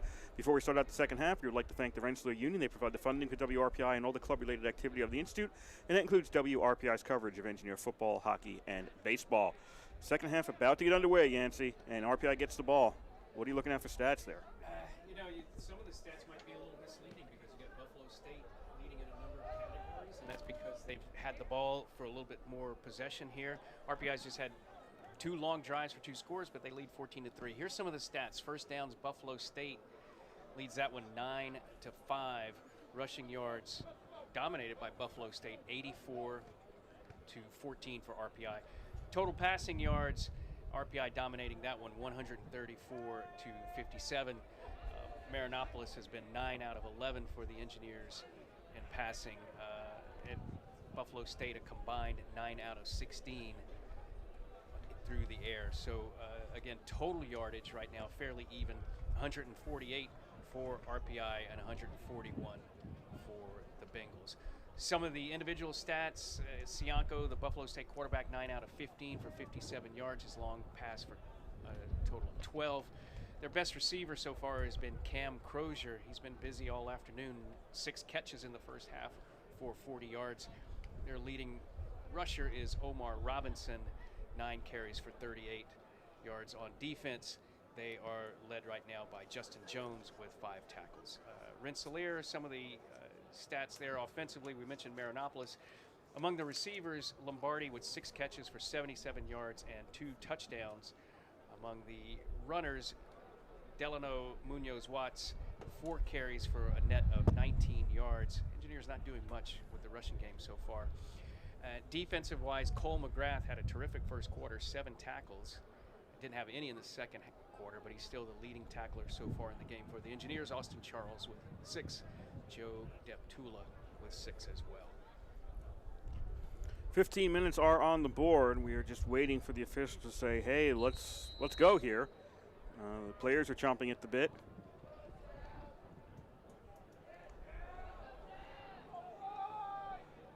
Now they'll come out onto the field. Buffalo State will be kicking to RPI. It'll be Buffalo State left to right, RPI left to right across your radio dial in this third quarter. Wind has been picking up some here, and it's been blowing. It's been changing directions. So that could be a factor, but again, it's overcast mostly. We're not expecting any rain or any major adverse weather in Troy. Throw out one other stat while we have time where they're lining up. Time of possession, Buffalo State 17.5 minutes, RPI 12.5. Like we said, the Buffalo State has held the ball for longer drives, more time-consuming drives, but they've only been able to net 3 points. Engineers, 1 long drive to start the game, and then 1 big play right before the half to go up 14-3. And we're underway here in half number 2. Walker Sutton takes that to 5, 10, 15, to the 20, 25, 30, hit there, falls forward, and RPI will start out beyond the 30-yard line for their first possession of half number 2. They'll be at the 32. Well, Engineers had the ball 5 times in that first half. First drive went for a touchdown, then they had 3 straight possessions where they were just 3 downs and out, had to punt, and then scored a touchdown with their final possession before the game, not counting the running out the clock at the very end. See how they come out this time. Marinopolis was very efficient passing in the first half, 9 out of 11. See if they start that way here in the second half, or if they again try to establish the running game with Munoz-Watts as we get going on the first play from scrimmage here. 1st and 10 from the 33, they'll call it. RPI goes to the ground, trying to get that running game moving forward again, and that'll be out to about the 38 with Munoz-Watts on the carry. Mentioned this Number in the first half, 92 but we'll must do it leave the again. field for one Engineers play wearing their for a home helmet coming uniforms, off. Black pants, black helmets, red jerseys with black numbers. Buffalo State road uniforms, which means black pants, black helmets, white jerseys, and black numerals. Second down and about 5 at the 38-yard line. As this is a 5 wideout formation. Munoz-Watts not in the backfield. He's all the way to the left as one of the wideouts. Buffalo State defense moving up towards the line. One of the linebackers and backing off. Marinopolis takes the snap out of the shotgun. Looking downfield, doesn't see anything, has to run, gets grabbed by a hand, and he's going to lean forward with the ball and get it to the 39. It's actually a gain of 1. not a sack. So RPI picks up 1 to make it 3rd and 4. Right, not technically a sack, but it was forced by a lot of pressure. Joseph Gibson, defensive end number 44 out of Hornell, making the tackle for the Bengals. Brendan Zimmerman, Jonah Winuski, and Joseph Gibson are the line up front for Buffalo State. The linebackers are Justin Jones, Mike Glinsky, Peyton Hill, and Seth Penn. The cornerbacks are Brandon Barksdale and Mike Lestrike. 3rd down and 4 play for Marinopoulos, and he's going to get sacked, and he's taken down by Mike Glinsky, and that'll bring up a 4th and long for RPI, and the punt team's headed out. Just before I go out, Ethan Biscaro and Davieto McKenzie are the safeties for Buffalo State. You know, Glinsky was a guy I thought we might spend more time talking about in the first half, and we didn't. He only had 2 tackles, but we should take note of him. He's a freshman, number 48, a linebacker. He had an amazing game last week for Buffalo State, 20 tackles against Union. But he's been kind of quiet so far today. Punt goes down to the 25, takes an RPI bounce to the 20, to the 15, and Moncrief has got a real nice number there as it's down at the 13-yard line by RPI. About 16 yards worth of roll on that punt. And Penn's Buffalo State way back in its own territory. They're going to start first down at the 13. They're moving left to right. They'll be on the near side left hash mark to start off. They've not had any big plays through the first half, Kurt. They just kind of steadily been picking up 3 yards here, 7 yards there, and been able to move steadily, if not spectacularly, against the RPI defense in the first half. 1st and 10 Buffalo, they're on 13. RPI leads 14-3, just underway in the 3rd quarter. Robinson on the carry, and Robinson is out to the 18-yard line. Yeah, Omar Robinson, their leading carrier in the first half. He had 10 for 38. Cianco also had a total of 31 yards rushing, although almost all of that was through scrambles, a couple of quarterback draws that he ran on. 2nd down and 5 for Buffalo State.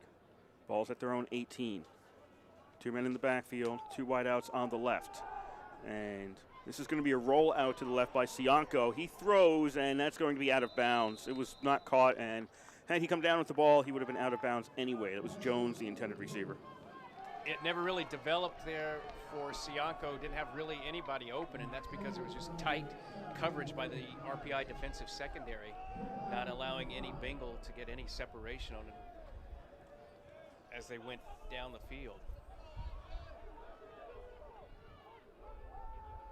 3rd down and 5 with 12:04 to go here, 3rd quarter. RPI up 14-3. Buffalo State trying to get something going. Just a field goal today for the Bengals. 4 wide receiver formation.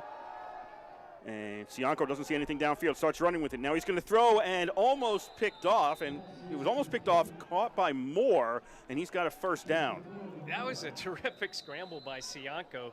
I thought he, like you said, he was going to run for the 1st down, and I don't think he would have made it, but at the last split second, he just really fired a bullet to Shakur Moore. I mean, that ball was down around his shins, and Moore went down to catch it and hung on to it, rolling over and keeping possession at the 31 for Buff State 1st down. I thought the defender diving in front of him was going to get that. How it got to him, I don't know. Yeah, he was well covered. Buffalo But State. as we said, Cianco threw a bullet that was somewhere between the knees and the ankles, and Shakur Moore able to come down with it and maintain possession. And now we have a timeout by Buff State. You just don't see a timeout taken this early in the half. 11:35 to go in the 3rd quarter. But the Bengals are going to talk it over here. They just picked up their first down. Kind of a big possession here for the Bengals. They trailed by 11, which is a deficit that really just feels a little bit bigger than it should be if you're looking at it from their perspective. They really played pretty evenly in the first half. But they find themselves down by 11. And, you know, they're not saying they have to score on this possession, but to look at it the other way, they need to be the first team to score this half if they're going to stay in the game. If the Engineers are the first to score, it's going to start getting pretty comfortable for RPI. Timeout is over with here at the East Campus Stadium. 14-3 RPI leads. 11:35 to go, 3rd quarter. 1st and 10, Buffalo State at their own 31. Two wideouts to the left, tight end on the right. And the give is to Robinson. Robinson keeps trying to go left, keeps going left, and he's going to get caught behind the line of scrimmage. He never had a room to turn upfield. The running plays with Robinson that have been effective are the ones where he's able to take it left or right and then quickly cut off tackle or get around in, where RPI has been able to string him out and make him go laterally with the line of scrimmage. He's not been able to find any running room at all, and that's what we saw just there. 2nd and 14 as there's a loss of 4 for Robinson on that play. 4 wide receivers on this formation, and again, the wind's picking up, but the flag isn't moving, so it's really kind of odd here. And Sianko is going to throw this along the sidelines, and that's out of bounds. And it was who was it intended for? Is that Darren Shakur Thompson? Moore. Oh, Moore was the the intended receiver. But yeah. I mean, that ball was so far out of bounds it ended up landing at the feet of some of the RPI players, a good 3 or 4 yards out of bounds. Looks like he also stepped out before that because the field judge had thrown his hat. He did. He was following the flight of the ball, and the flight of the ball just carried him out of bounds. And he did step out. 3rd down and 14 for Buffalo State at their own 27-yard line. Another 4 wideout formation. Robinson in the backfield. Sianko is the quarterback out of the shotgun. Sianko scanning the field. Now he's going to throw. Moore's got it, but he's pushed out beyond the 35. They're going to say the 37. That is not a first down. Yeah, that was just a short pass, and they didn't really have time to look for anything deeper. There was pressure coming in, so he dumped it off to Moore on the left side. And 4th down and long, really, too long to probably go for it this early in the 3rd quarter. Maybe later in the game, maybe in the 4th quarter, you see Buff State go for it with 4th and 4 at their 37, but right now they're going to punt. And it's going to be Fox, who's now replaced P as the Bengals punter. And Buffalo State will again send 3 men wide on this punt formation. Fox gets the ball, kicks it away. Spellman calls for a fair catch. Did it touch him? No. Didn't touch him, and it's going to be down at the 20-yard line. You know, he put his hands down by his knees as if he was going to field it, and then Yes. I think he took his hands just away at the moment. I thought he was about to, you know, just muff that kick. He reached down to field it, but apparently did not make contact, which is a good break for RPI. Instead, it rolls past him. It does go deep. It does get an extra 10 yards of roll all the way down to the 20, which is where the Engineers will start. But, hey, at least it's not a turnover. RPI at their own 20. The basic rule is if you signal a fair catch and you realize you're not going to catch it, just run away from it. Right. I mean, that's really what you have to do. At that point, you're at the mercy of the bounce.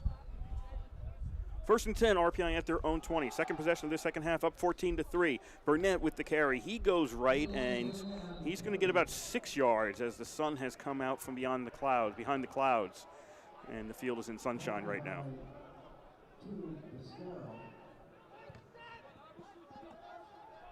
Out of town, Ithaca leads Rochester 27-7 at the half. That's out in Rochester. St. Lawrence leads Union 7-6 early in the second. And Union did have trouble with Buff State last week, putting the game away only late in the 4th quarter. 2nd and 4 at the 26 for RPI. 3 wide out formation. RPI is going to go to the ground. Burnett's got a hole. He's through, and he's into the secondary, and he's going to get stopped at the 40. There you go, another RPI first down. Longest running play from scrimmage this afternoon for the Engineers. That picked up about 14. Before that, their longest carry had been 8. The Engineers have really not had anything at all going on the ground. That's their best play, a 14-yard pickup by Burnett. In fact, altogether now, total rushing yards for the Engineers in 2.5 quarters, just 33 yards. 1st and 10, RPI at their own 40. 8:50 to go. 3rd quarter, RPI 14, Buffalo State 3.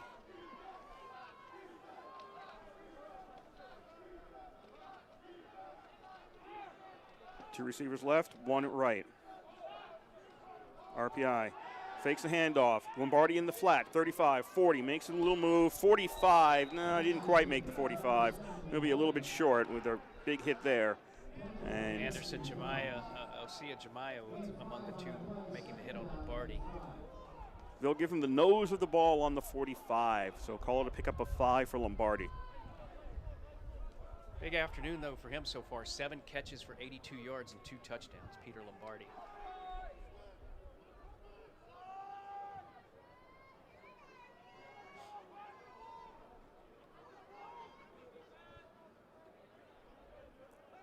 RPI with a 3 wide out set. Not in a big rush to run these plays. 2nd and 5 at the 45. Burnett takes the carry, finds a hole. He's got the first down, crosses the 50, and then tripped up. He's down to the Buffalo State 47. A nice read by Burnett. He started up the middle and then kind of stutter stepped off to the right and found the gap, ending up getting a first down over what looked like nothing as the play got underway. Thomas Olesen on the line among those making a good block to be able to free Burnett for that first down carry. Over halfway through the third quarter, we are at 7:20 to go in this quarter. RPI 14, Buffalo State 3. Game has really felt slowed down in this third quarter. RPI gives to Burnett, and he's going to get caught behind the line of scrimmage, and forget it, he's done. He's not getting anywhere. 47, he stopped back at the 47, that's 48, that's a loss of 5. The Marinopolis just watched that. It was weird. He hands it off, he backs away, and then Burnett gets hit, and Marinopolis really, nothing much he could do except watch it. Yeah, Mike Galinsky among about 6 or 7 Bengals in on that tackle.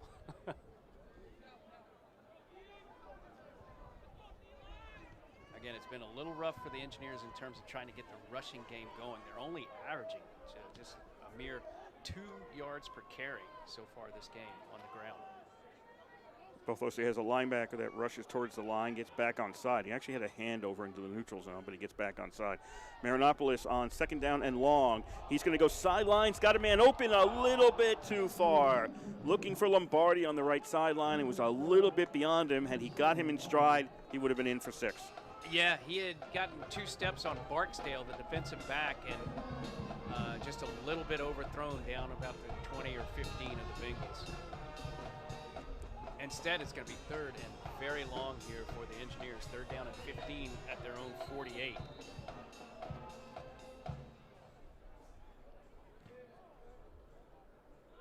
Number 3 needs to leave the field for a defensive injury. And we mentioned before that Lombardi's been his favorite target, 7 catches so far. One name that we haven't mentioned at all, a guy who had a terrific game against Rochester, is Vinny McDonald. He's out there on the wide right along with Lombardi. And they haven't targeted him at all really this afternoon, but on a 3rd down and 15, it just seems like the kind of play where they might look for him. He's a guy who's 6'4", who can go over and reach over a defensive back on a long, deep pass. 2 wideouts each side. 3rd and 15, they say on the scoreboard. Ball's at the 48. I'm not going to do the math. Marinopolis back to throw. Got a man at the 30-yard line. That is complete, and RPI's got a first down to McDonald. And yep, exactly. They needed a deep pass. Who's the guy that they go for? And that's Vinny McDonald. We were just saying that he hadn't been targeted at all on any passes today, and he was able to run along the seam, kind of along the hash marks, down at the 30, make a terrific catch. Quick pass on first down to Lombardi in the flat. He's going to spin at the 25 and gets thrown down with another spin around the 23, and so he picks up 7. Now a lot more energy on the RPI bench and a lot of chatter going on. You had mentioned how this third quarter just felt like it had slow grind sort of momentum, but that long pickup to McDonald, his first catch of the day, seems to be a lot more energy on the RPI bench now as they move into Bengal territory. 2nd and 3, ball at the 23. RPI up 14-3 with 5:25 to go, 3rd quarter. Lombardi's the only person in the backfield right now. 2 wideouts each side. Lombardi's going to go out. He's not going to block. Marinopolis wants to throw. Doesn't see anything. Rolls. Goes to his right. He's got the first down easily, and he's going to run out of bounds around the 17. And RPI's got a first down. He had 4 wide receivers in the end zone. The only one of them that had a bit of space was Sterling Walker-Sutton, kind of under the goalpost, but Marinopolis didn't see him. He was looking toward the right sideline, had to just tuck it and run, but was able to get the first down. 1st and 10 at the 16 for RPI. under 5 to go here, third quarter. RPI leading 14-3. A touchdown here, and it's going to start to feel like this game is comfortably in the Engineers' hands. Although Buffalo State has moved the ball well, they haven't been able to strike for any big plays, and haven't come up with a touchdown yet. If the RPI Engineers are able to get Ooh, bad snap picked up by Marinopolis. I don't know what happened there. It's almost as if there was confusion over when to snap the ball, and Marinopolis is stopped at the 20 on first down. That's a loss of 3. 4. I couldn't see on the replay. It looked as though by the way the ball reacted, it looked like it might have hit the snapper's foot or something, because it never got airborne. It was just kind of tumbling end over end towards Marinopolis. The ball never took flight on the snap at all. It was kind of tumbling in over end towards the quarterback.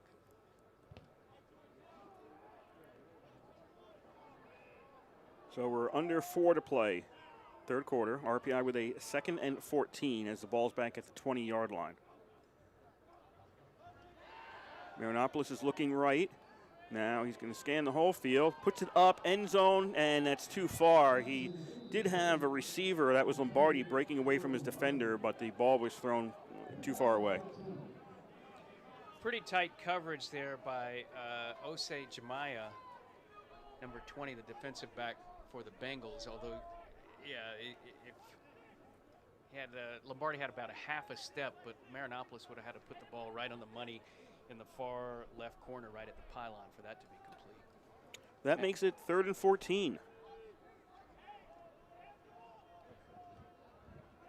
See Walker Sutton checking back in. Lombardi and Walker Sutton are going to go over to the right. Ball's on the right hash mark, so that's the short side of the field. And RPI took too much, timeout. RPI was about to take too much time, and Coach Isernia called a timeout. 3:30 to go here in, well, the clock's not supposed to be running. Guys. I looked up, it was 3:30 to go, and they called timeout, and the clock's still running. Please reset the game clock to 3:38. Okay. Yes, 3:38 is the amount of time on the clock. So RPI calls a timeout with 3:38 to go here in the third quarter, up 14-3 and facing a 3rd and 14.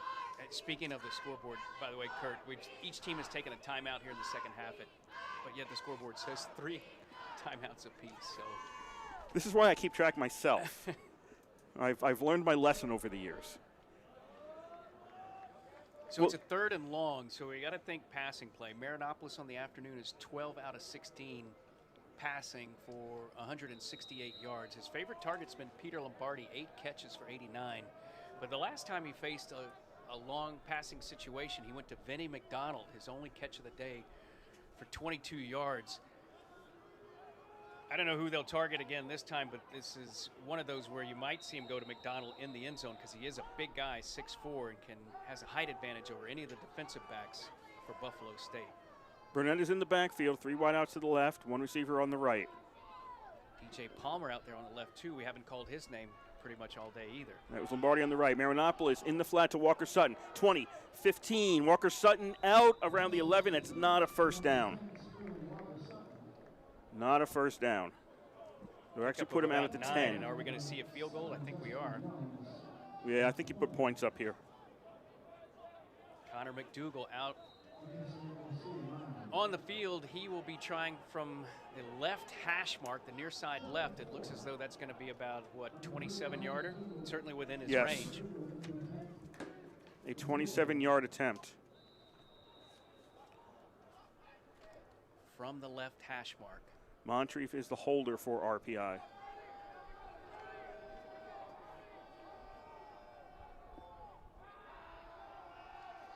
Snap, spots down. The kick is up, and the kick is good. 17-3, RPI leads with 3:02 to go in the third. Well, really effective possession there for the Engineers. They don't get 6, but they do come up with 3. And held on the ball there. I'm looking here on our drive chart. Looks like it's 13 plays for 70 yards. How many yards was in the field goal? 27. Thank you. 27. And now makes it 17-3. and a lot more breathing room for the Engineers. Buffalo State's offense has not been bad. I mean, they've only got 3 points, and you might, at first blush, think they haven't been able to do anything offensively. They've actually been able to move it steadily in the middle of the field. It's just they haven't shown any kind of deep threats and, you know, really effectiveness to score on any kind of big plays or deep passing routes. They kind of chugged along a few yards here or there, moving the ball, and they haven't been able to put together any kind of touchdown drive. And so now down by 14 with 3 minutes to go in the third quarter, that's a pretty steep hole for the Buffalo State Bengals as they get ready to take over possession again with 3:02 to go in the third quarter. RPI's defense has been bend, not break today.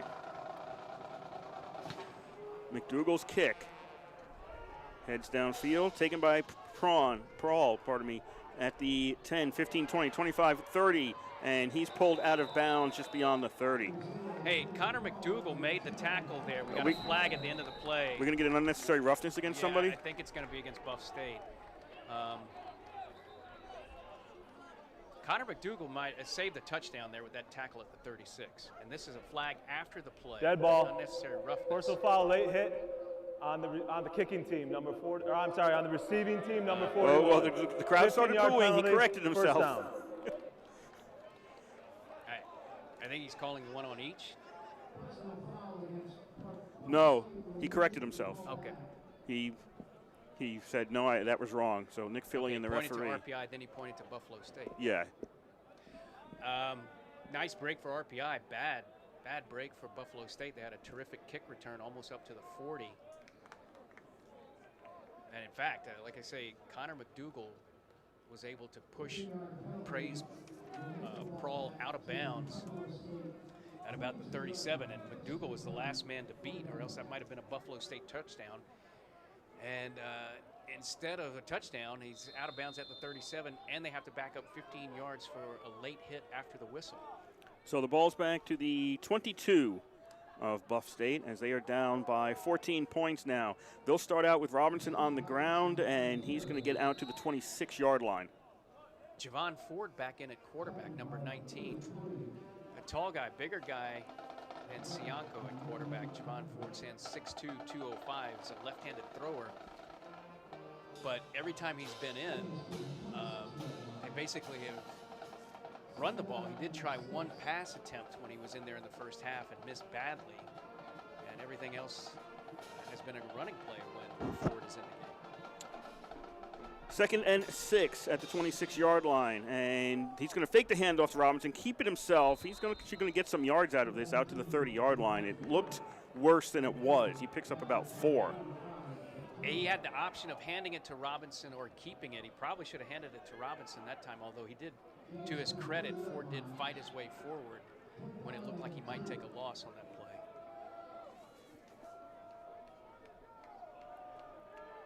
Third down and 2. Ball's at the 30-yard line. Buffalo State has got to get something going.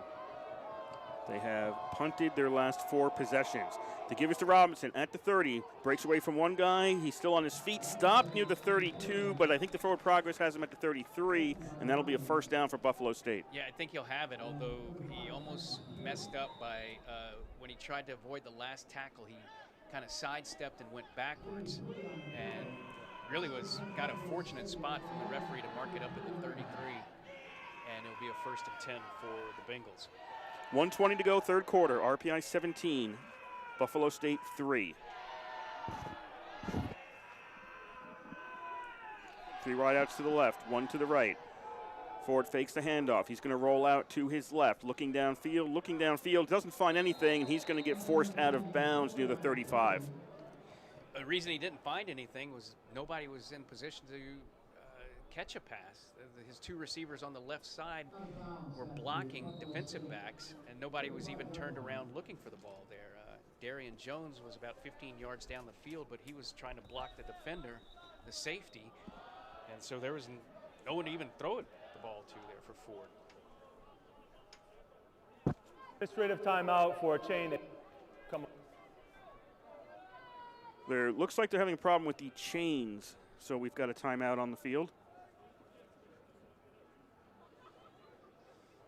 Ford is 0 of 1 passing in this game. He's been in mostly to run the ball, 5 carries for a total of 15 yards on the ground. Omar Robinson is the leading rusher for Buffalo State. He's got 14 carries for 46. That actually, in fact, makes him the leading rusher for anybody here this afternoon.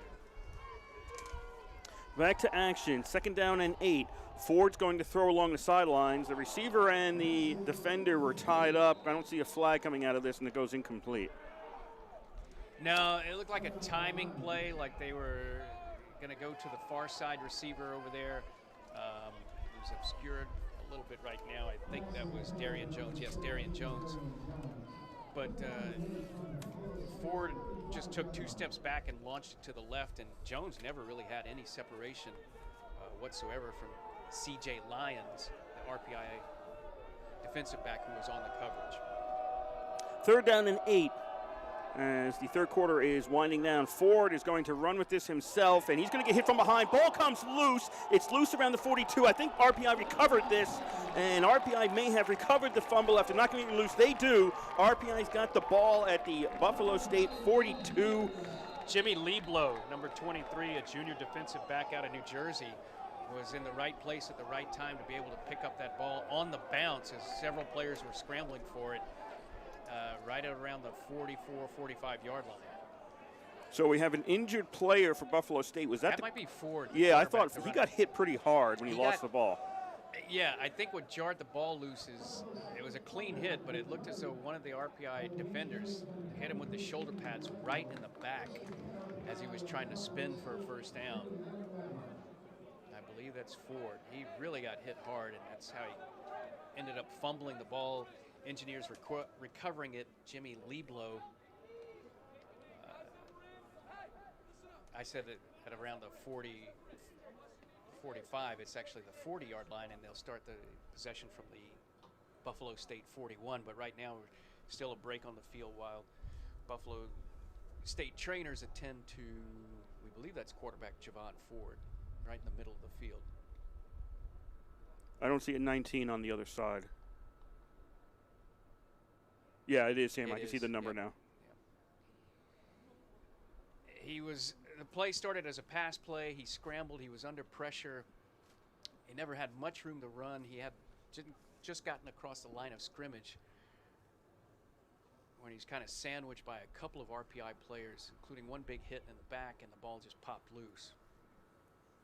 And he is on his back right now. Now he's getting to his feet.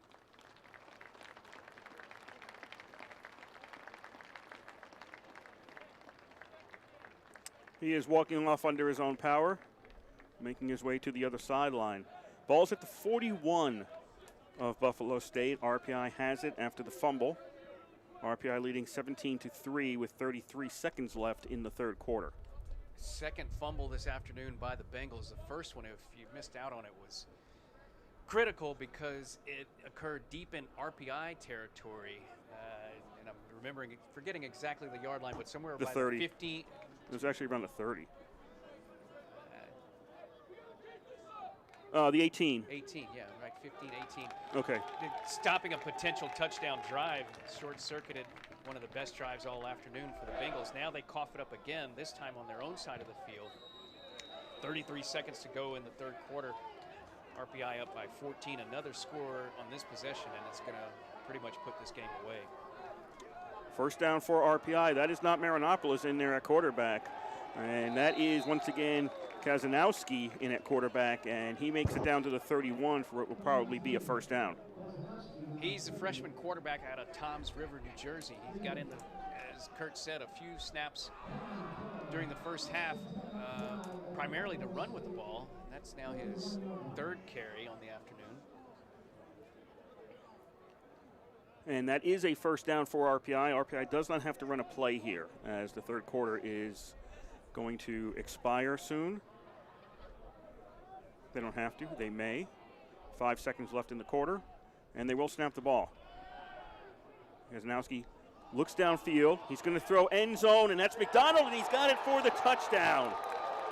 Kazanowski to McDonald, and RPI leads 23-3. And how about that from the freshman quarterback out of Toms River, New Jersey? Every time he's been in there, it's just been to run a sort of quarterback keeper.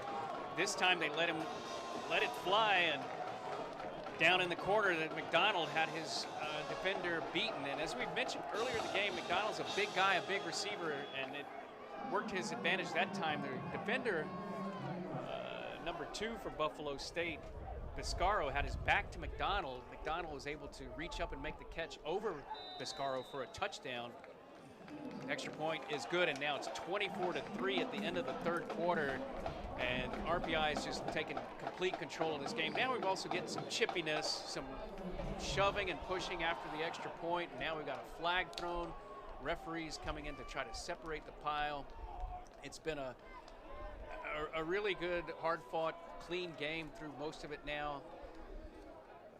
Although we're seeing a little bit of frustration, perhaps. Buffalo State, they had that late hit on the sidelines midway through the third quarter on a kick return. I didn't see exactly what the pileup was, but there was a scrum of players near the snap after the extra point. We'll get the call here shortly. Dead ball. Unsportsmanlike conduct on the defense, number 54. A 15-yard penalty will be added to the kick. Buffalo State. The score is good. Brendan Simmerman called for unsportsmanlike conduct. Second time the Bengals have been called for that. That'll be assessed on the kickoff. And it's unfortunate for them because here they are now 3 touchdowns down and looking at getting pinned back, likely with a touchback on the kickoff. I'd actually make it a squib kick. You could. Because the touchback puts you at the 25. Might as well make it a squib kick. You're close enough. Maybe you can get them down inside the 25. 15 minutes are on the board as we were going to start the fourth quarter very shortly. Again, out of town, what we have is Ithaca leading Rochester 27-7 at the half, and St. Lawrence has a 7-6 lead on Union early in the second. That was a 2-play, 41-yard drive. RPI scoring its 3rd touchdown of the afternoon after the Buffalo State fumble. Freshman quarterback Jake Kazanowski was in to run both plays. One was a 10-yard quarterback keeper, and the other was a 31-yard touchdown pass to McDonald. First touchdown pass of his career for Kazanowski, and it puts the Engineers up now 24-3 as we start the third quarter. The teams switching sides. The Engineers will be kicking off from left to right and kicking off from the 50 because of that penalty that occurred on the extra point attempt. Let's see how RPI plays it. Just an update, late in the second quarter, it's Union 16, St. Lawrence 7. And RPI's, it's going to be a high kick down to the 4-yard line. And it was taken there by Jackson, and we've got whistles on the play before Jackson was tackled. Yeah, I don't know what happened. The whistle started while the play was still underway, and there was an RPI coach in the ear of the field judge, and the field judge on the near side was the one who blew the play dead, and we don't know exactly. Here comes the explanation. Did he go to a knee when he caught it? Buffalo State player signaled fair catch. Therefore, the ball is dead at the spot of the catch. He signaled a fair catch. I didn't catch that. I didn't either. But I believe that's what he said. That he That's signaled. what the referee called, but Yeah.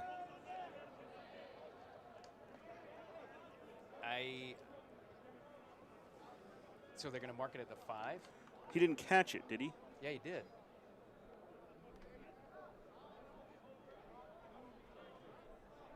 He caught it and ran out to the right side, trying to get to the right sideline. I never saw the fair catch signal. But the RPI bench was very animated, and the field judge blew the play down. The Buffalo State coach is livid. He is absolutely livid. And I'm confused by this because a fair catch is supposed to come out to the 25. That's what I and thought, he caught too. the ball. He did. But then he ran. But they blew the whistle while he was running to stop the play. Yeah, I'm confused by this. Per the new rule, Because the player who signaled the fair catch was not the person that received the ball, Oh. It's dead at the spot where it was received. It will not go to the 25. Okay, so if Okay. you didn't catch that, the fair catch signal was by somebody else, which is why we didn't see it. But then the player who caught the ball didn't signal it. You don't get the 25 at that point. You get it at the location of the catch. So that's a mental mistake by Buffalo Yeah, State, and they have it at their own that's 5. a really bad mistake. You got to wonder, Buffalo State's wondering who the heck signaled fair catch when you weren't even the person under the ball. Right. Somebody not near the ball signaled fair catch, and as a result, your team has to start from its 5.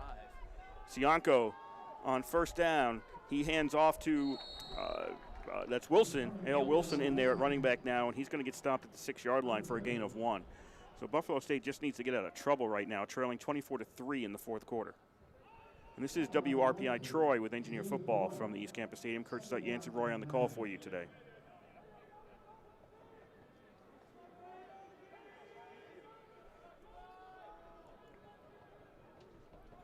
Second down and 9 with the ball on the 6.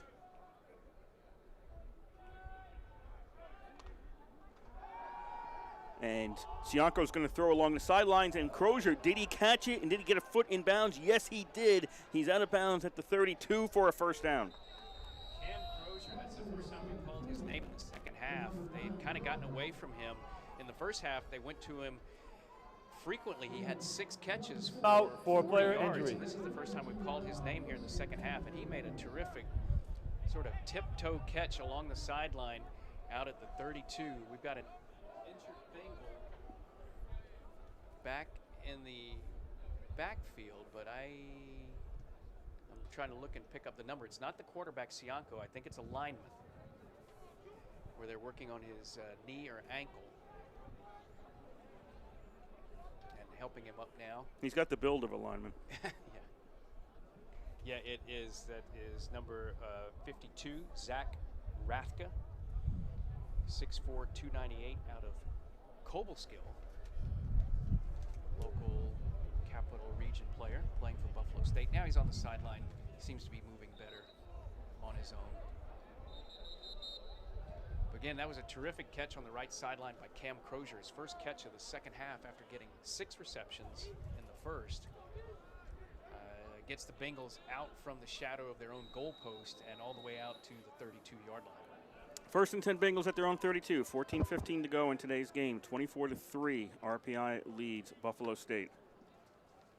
And they are going to give it to Wilson, and he's going to get caught behind the line of scrimmage, and that's a loss of yards for Buffalo State. Is that McGrath on the tackle? I believe it is, yeah, Cole McGrath. Yep, he had a terrific first quarter. He mentioned before, if you didn't hear, he had 7 tackles in the first quarter alone for the Engineers. He's still their leading tackler on the afternoon with 11.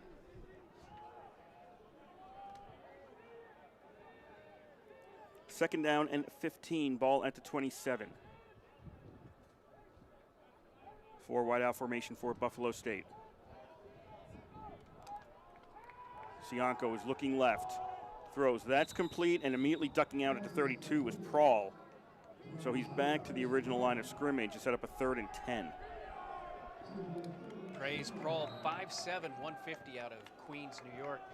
You know, a lot of their receivers kind of fast guys, undersized guys, like Prawl, like Tariq Nelson. Guys 5'7", 5'8", 5'10".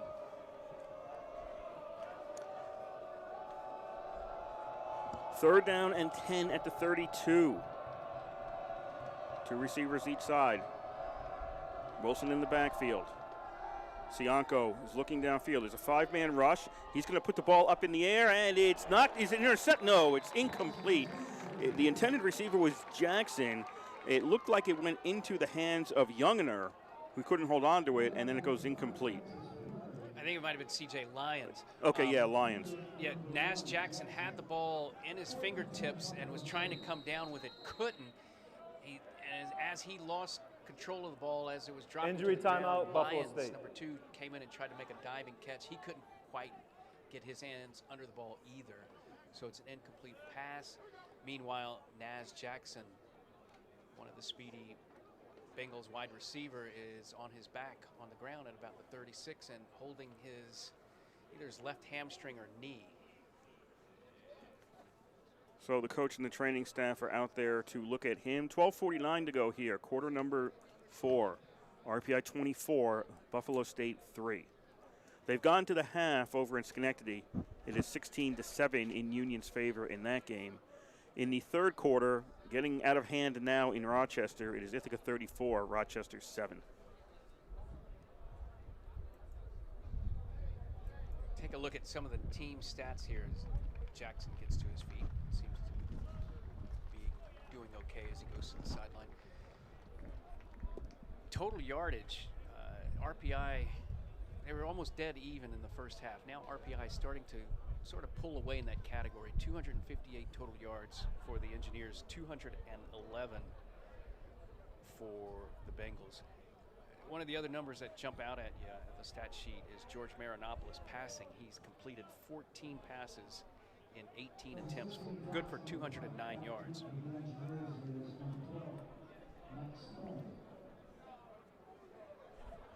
As the Bengals line up to punt, 4th and 10 from their own 32. They'll send the 3 men far to the right side, as they have done on their punt formations today. Fox is back to kick this away. Boots it. Spellman signals a fair catch. He'll take it right around the 30-yard line. 12:43 to go here, fourth quarter. RPI's got it at the 31, and they're leading 24-3.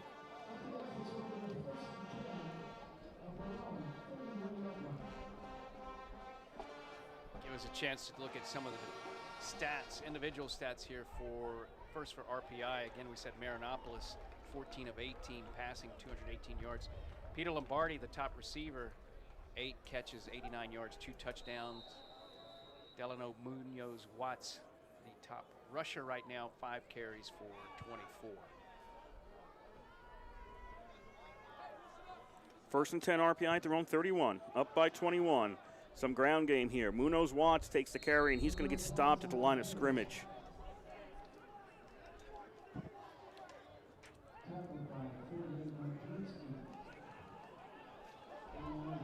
RPI quickly to the line, and now Marinopoulos throws it in the flat. He finds Walker Sutton. Walker Sutton to the 40, to the 45, and he's pushed out of bounds.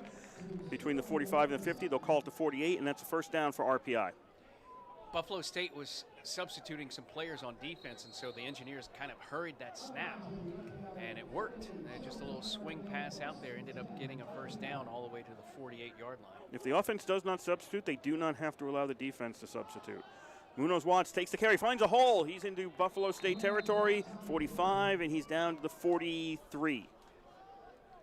Nice tackle by Brandon Barksdale, the defensive back for the Bengals. If he doesn't trip up Munoz Watts there at the 43, he had a lane. He could have broken that all the way.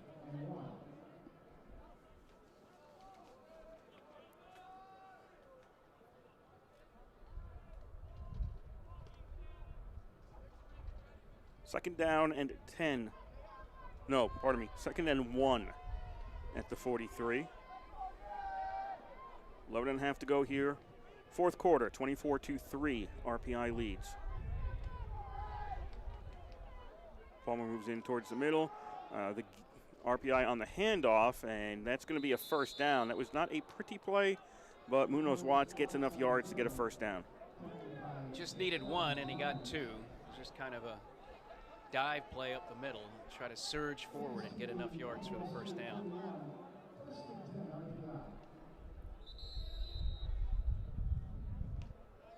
Leave the field for one play for helmet coming off. Number 92, Buffalo State. Okay, so they just announced that Buffalo State's number 92 has to leave the field because his helmet came off. First and 10 RPI at the Buffalo State 41. Under 11 to go in the fourth quarter. RPI leading by 21.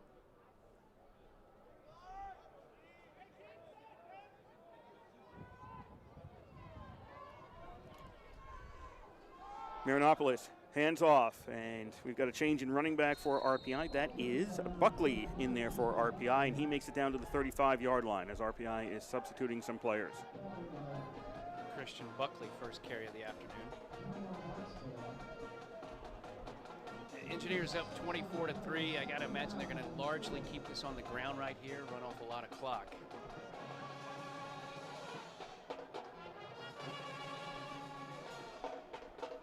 this point, the clock can only hurt RPI.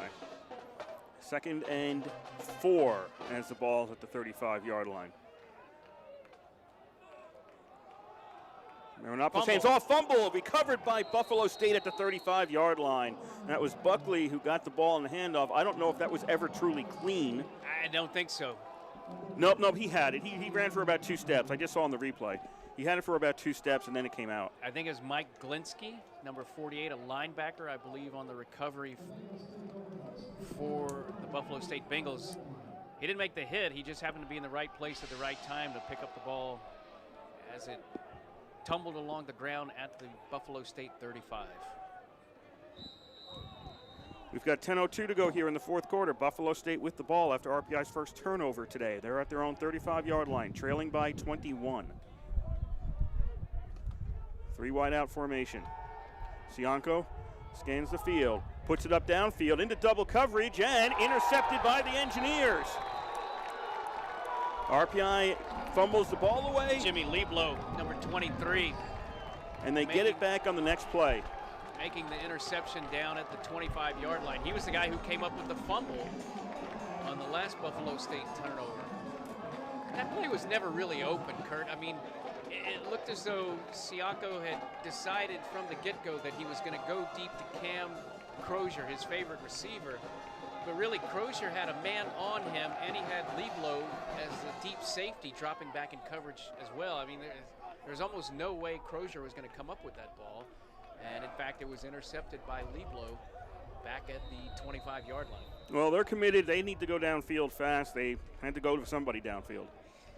And true enough, but he threw into double coverage. Yes, he did throw into double coverage, and it was intercepted. So RPI, they trade turnovers, and RPI now has at their own 25, still up by 21. Passing the flat to Lombardi, caught. Can he get away from one man? Yes. Second man, yes. Third man, no. And Lombardi's going to be stopped right around the 23. That's a loss of 2. Orlando Cabrera, number 93, among several tacklers there for the Bengals.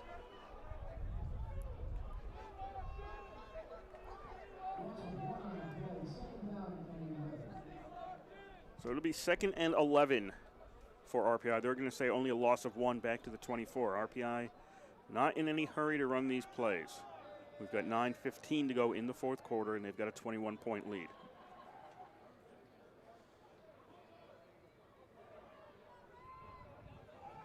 Marinopoulos takes the snap, fakes the handoff, throws, and almost picked off. It went off McDonald's hands and went flying out into the middle of nowhere, basically. Barksdale had a chance at it, and he couldn't get it. Surprised just a little bit that they went to the air that time.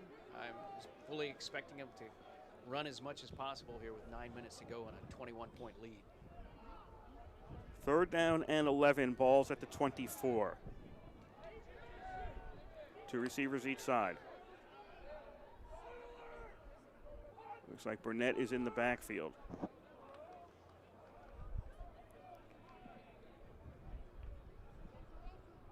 Now Lombardi shifts towards the line.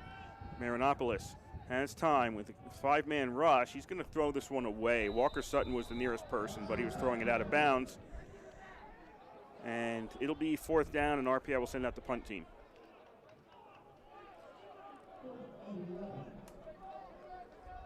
Well, didn't succeed in running off much time on that possession whatsoever. No, a little over. By the time they punt this ball, it'll be a little over a minute they got rid of.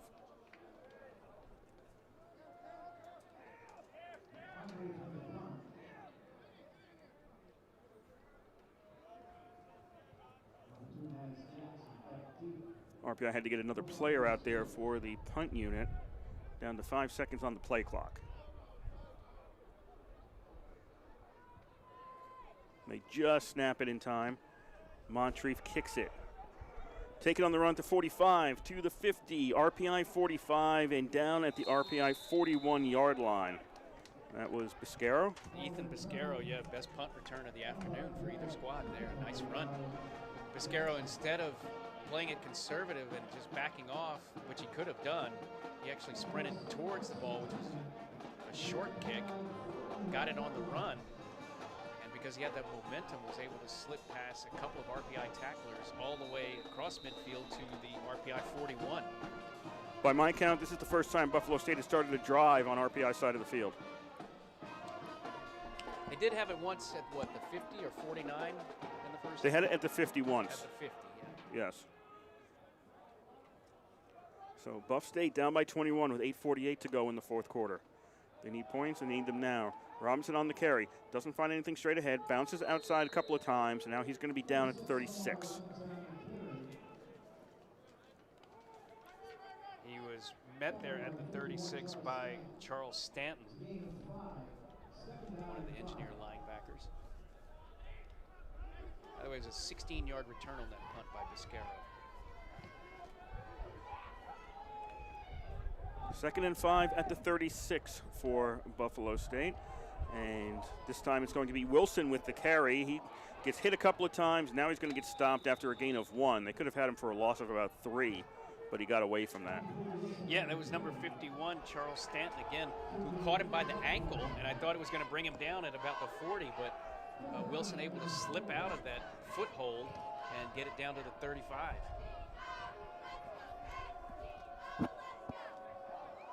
Third down and 4 with the ball at the 35-yard line. 3 wide out formation, 2 men in the backfield. Robinson takes the carry. Robinson's going to get hit, and he's going to get enough as moving the pile forward and gets to the 30, and that's a first down. Well, a strong run by Robinson, and at the end he was also aided a bit by one of his teammates, the offensive lineman there, Kyle Schrader, number 72, who came in for a nice strong push in the back to help him get down, Robinson get down to the 30, and a first down for Buffalo State. 1st and 10 on the 30, 7:15 to go, fourth quarter. RPI 24, Buffalo State 3.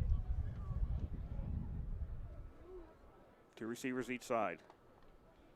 Cianco is looking left, throws. That's complete down to the 25-yard line to Jones. Maybe the 24. Let's call that a gain of 6. Darian Jones, his first catch of the afternoon.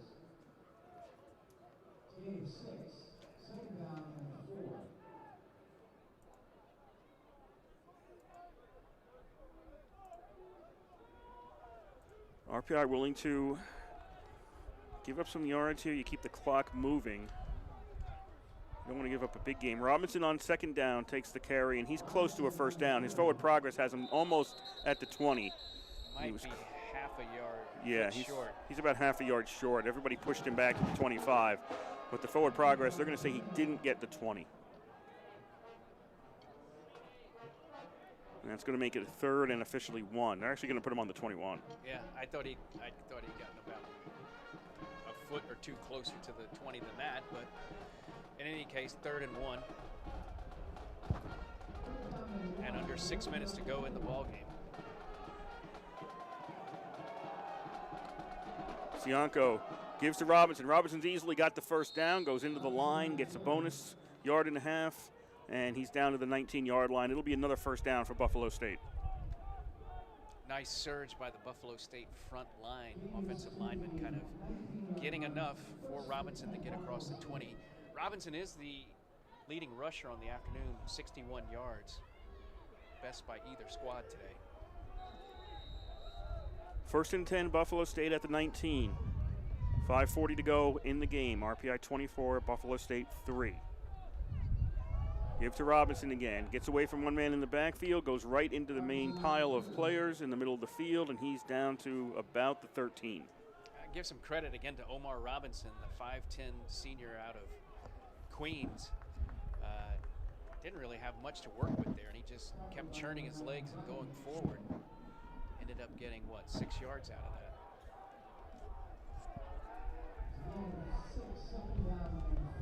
So 2nd down and 4.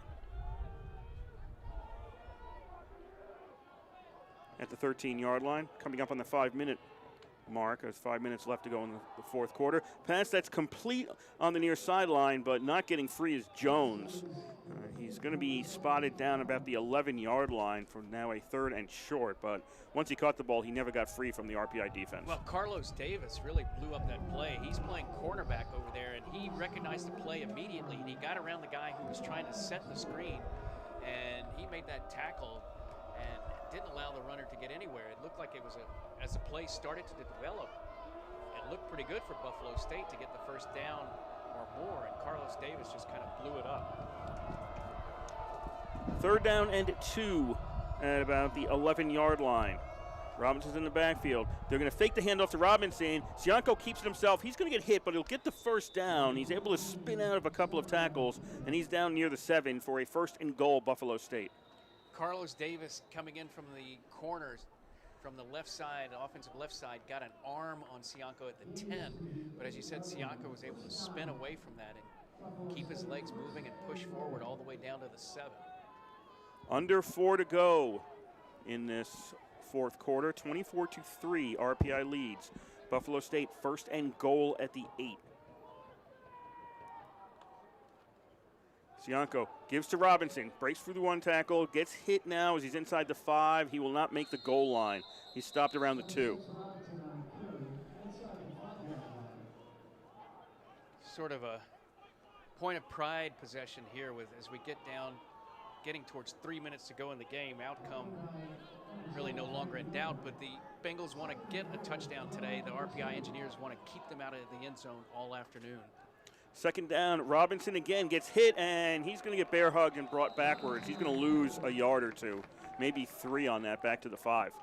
Yeah, he's going to lose some yards. It'll be 3rd and goal at the 5 for Buffalo State. I think that was Nate Sicard, number 65, among others, who just broke through the line and didn't allow Robinson any room whatsoever. That one was, I don't know if that was just telegraphed, but the engineers came full bore across the line. They were not fooled by any kind of misdirection at all.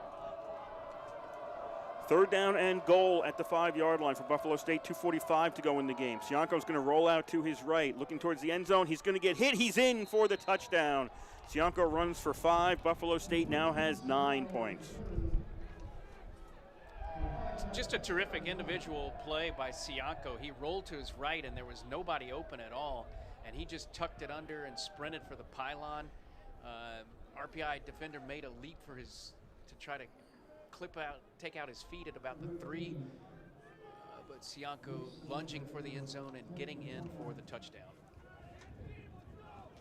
Skiandra out to try the extra point. Snap, spot, kick is up. Kick is good. We have 2:39 to go in today's game. RPI 24, Buffalo State 10.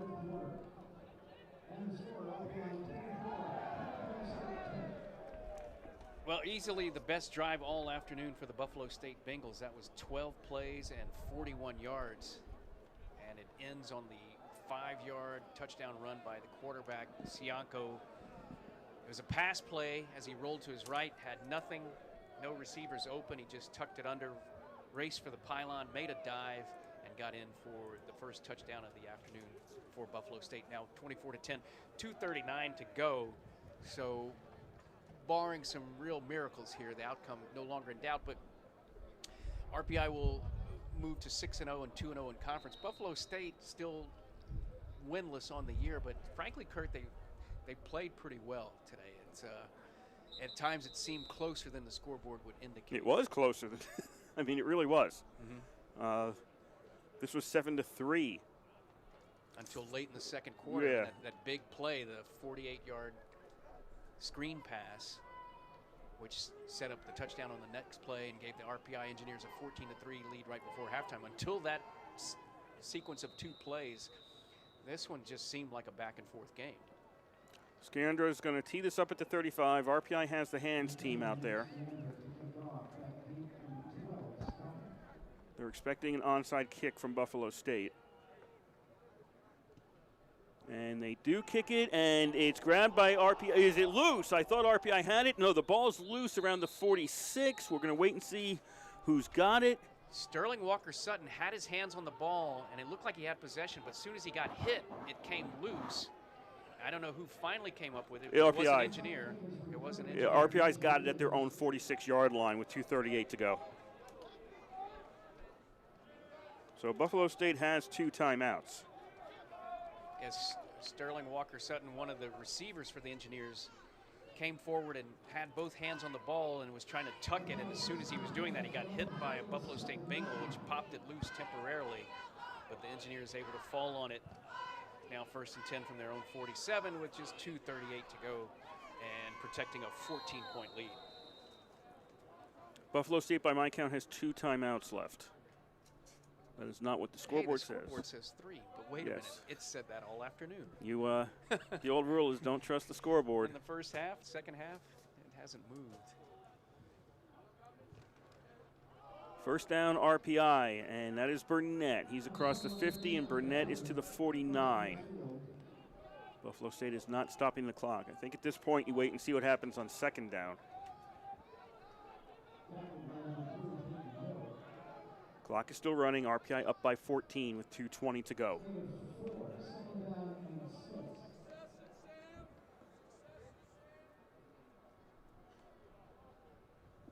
RPI still has 18 seconds on the play clock. Yeah, they can run this all the way down to 1:50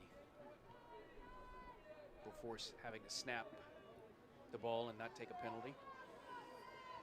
So it's 2nd and 6 right now as RPI is at the Buffalo State 49-yard line. Still running plays. Burnett's going to take the handoff. He's going to get caught from behind, and he's stopped at the 49. And clock is still going to run.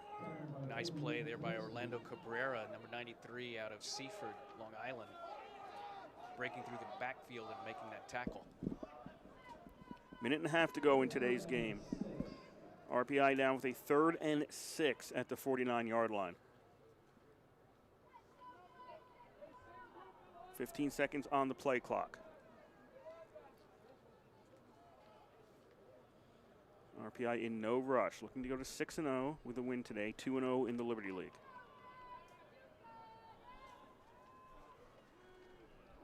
Give us to Burnett. Burnett is hit in the backfield, and he's going to get stopped around the 47 of RPI, and Buffalo State takes a timeout with 1:01 to go.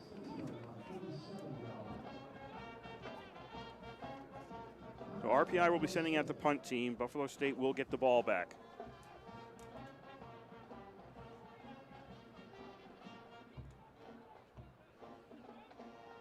That did take off at this point over 1.5 of clock time. RPI with possession of the ball. So that is an accomplishment at this point. Buffalo State coaches are not leaving.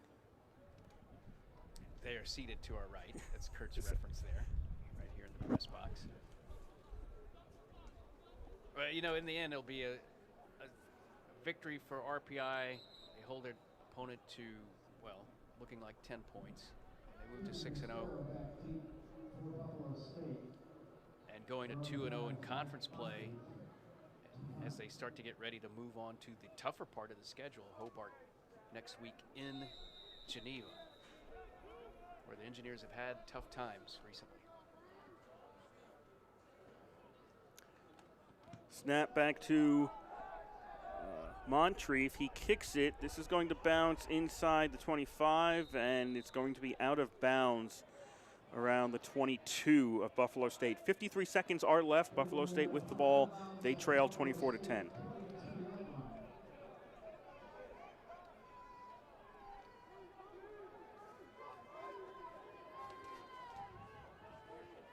Last gasp for the Bengals. They have 1 timeout left.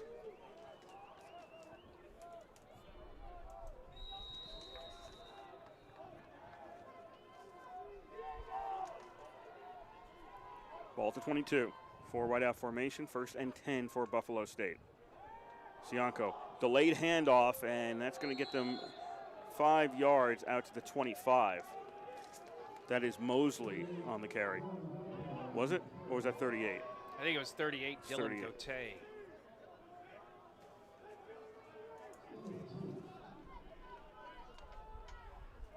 Second down.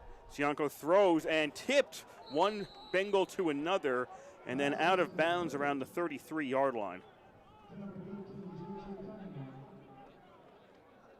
That was Cunningham on the reception ultimately. I think that tipped off Moore. Yeah, number 4, Moore, initially touched it first. So Moore to Cunningham, and this will be a first down with 28 seconds left for Buffalo State at their own 32. Sianko looks to go deep, and that goes through the defender's hands. It was not possible for the intended receiver to catch that. The defender had to go trying to make an over-the-shoulder catch. It goes through his hands. And it's incomplete with 22 seconds left to go. Yeah, he was looking for Juju Cunningham on the right side, but I mean, it was just a sort of predetermined play. Sianko looking to his right and just launching the ball after getting it, and Cunningham was never really anywhere near it. RPI defender much closer, had a play on it. 2nd and 10 at the 32. Sianko goes sideline, and he overthrows Cunningham, and that's incomplete with 18 seconds to go. I mentioned that, and we talked about this earlier, there's a number of receivers in the Bengals receiving core, short, quick guys, including Cunningham, who stand, well, I'm sorry, Cunningham is not one of those, he's 6 even, but there's some other guys down there who stand 5'5", 5'7", 5'8", kind of an undersized receiving core for the Bengals. 3rd and 10 at the 32 with 18 seconds to go. Buffalo State down by 14. Sianko looking downfield. He's going to throw along the sidelines. Is that inbounds? And it was Cunningham, and are they going to say yes? Yes, he's inbounds. That's a first down at the Buffalo State 44 with 13 seconds to go.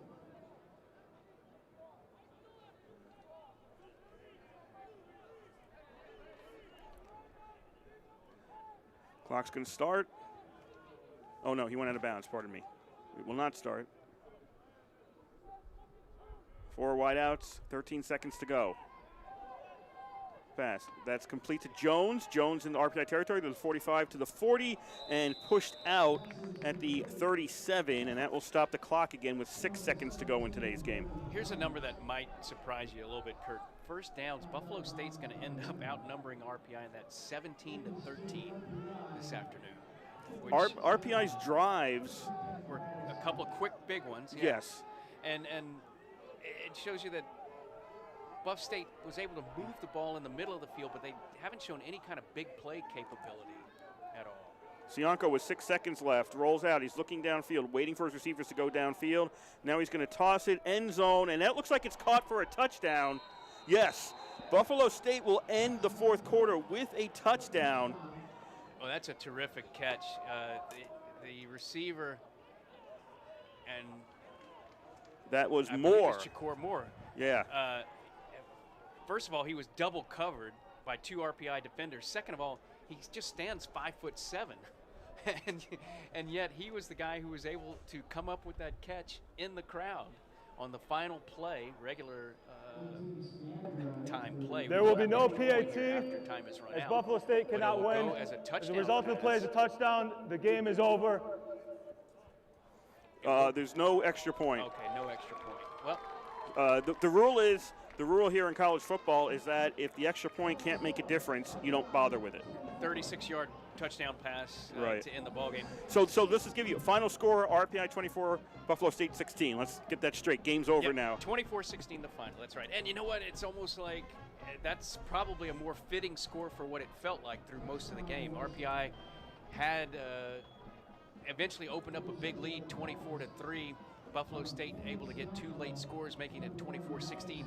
That's kind of what the feel was, because for a lot of the day, a lot of the afternoon here, Buffalo State was controlling possession, holding onto the ball, picking up first downs. They just weren't able to get a big play to get any kind of put any real pressure on the RPI defense deep. But anyway, it ends 24-16. RPI stays undefeated. They're now 2-0 in conference play. Buffalo State stays winless. They're now 0-5 on the season, but you know, on the bright side for them, they've been really competitive in 2 conference games the last 2 weeks. And for RPI, the defense, as I said before, it was a bend, don't break defense for most of this game.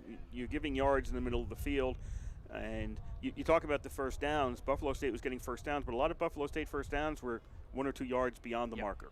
Yep. RPI, when they got first downs, they tended to get more yards beyond the marker. And for, with the exception of the last drive when they're kind of in desperation mode, Buffalo State didn't really throw that many deep pass patterns at all. A lot of these were like 7 yards and out, maybe a 10-yard pass. There wasn't much in the way of a deep game for Buffalo State, which the RPI defenders, like you said, were kind of bend, don't break, playing off the receivers, letting them move up a few yards at a time, and then coming up with a big play when it needed to.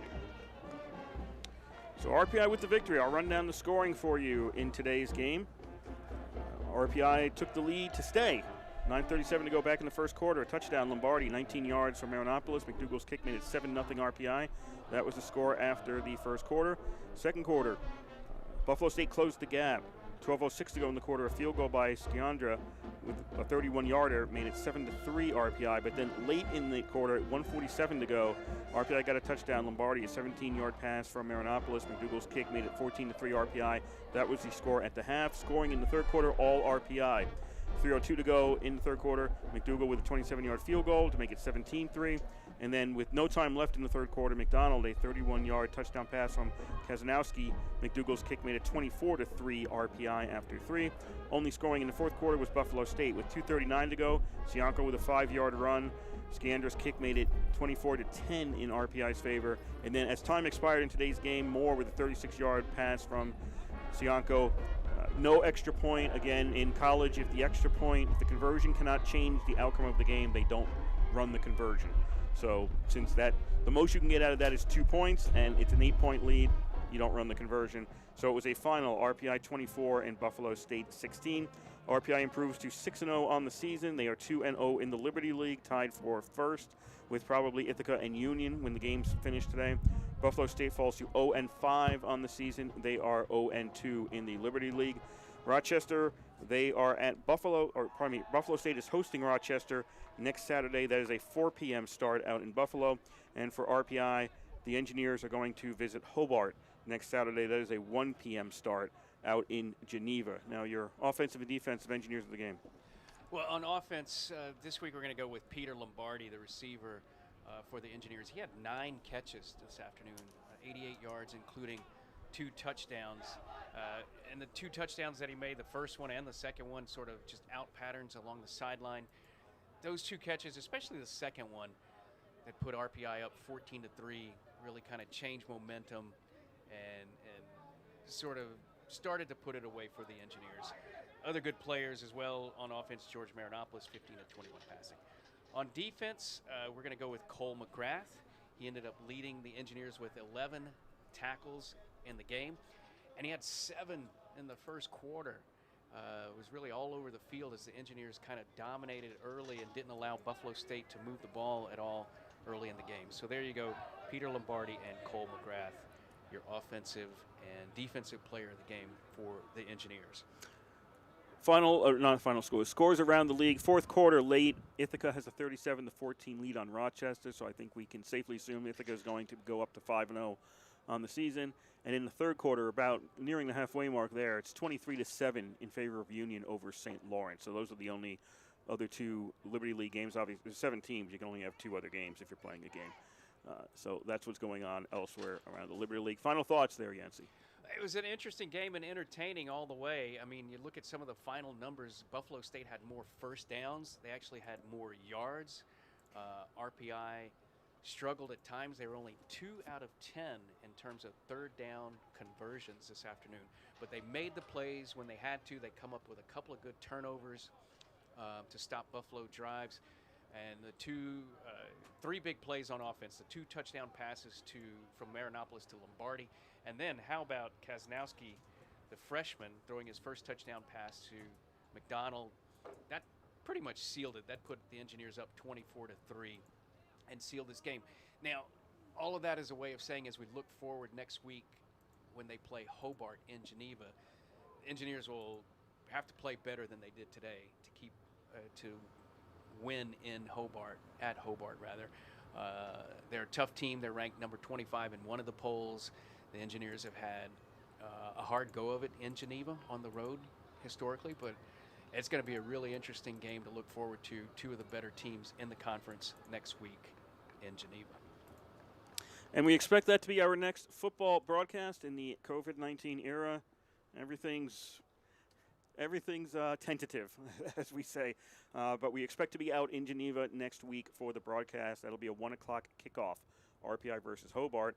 Our next sports broadcast is tonight at 7 o'clock at the Houston Fieldhouse, RPI versus Bowling Green in men's hockey. So that's what's coming up later tonight. And again, it'll be RPI at Hobart next Saturday for RPI Engineer football. Before we leave, we'd like to thank the Rensselaer Union. They provide the funding for WRPI and all the club-related activity of the Institute, and that includes WRPI's coverage of Engineer football, hockey, and baseball. Also, we'd like to thank people back at the station, Lindsey Vogelman and Will Dunn, for making sure we got this game out over the air to you. Yancey Roy was to my right up here on the 6th floor of the East Campus Stadium. My name is Kurt Stott. We'd like to thank you for listening to today's broadcast of RPI football. The final score here from the East Campus Stadium in Troy, New York, it was RPI 24 and Buffalo State 16. And you've been listening to live coverage of Engineer football on 91.5 FM, WRPI Troy.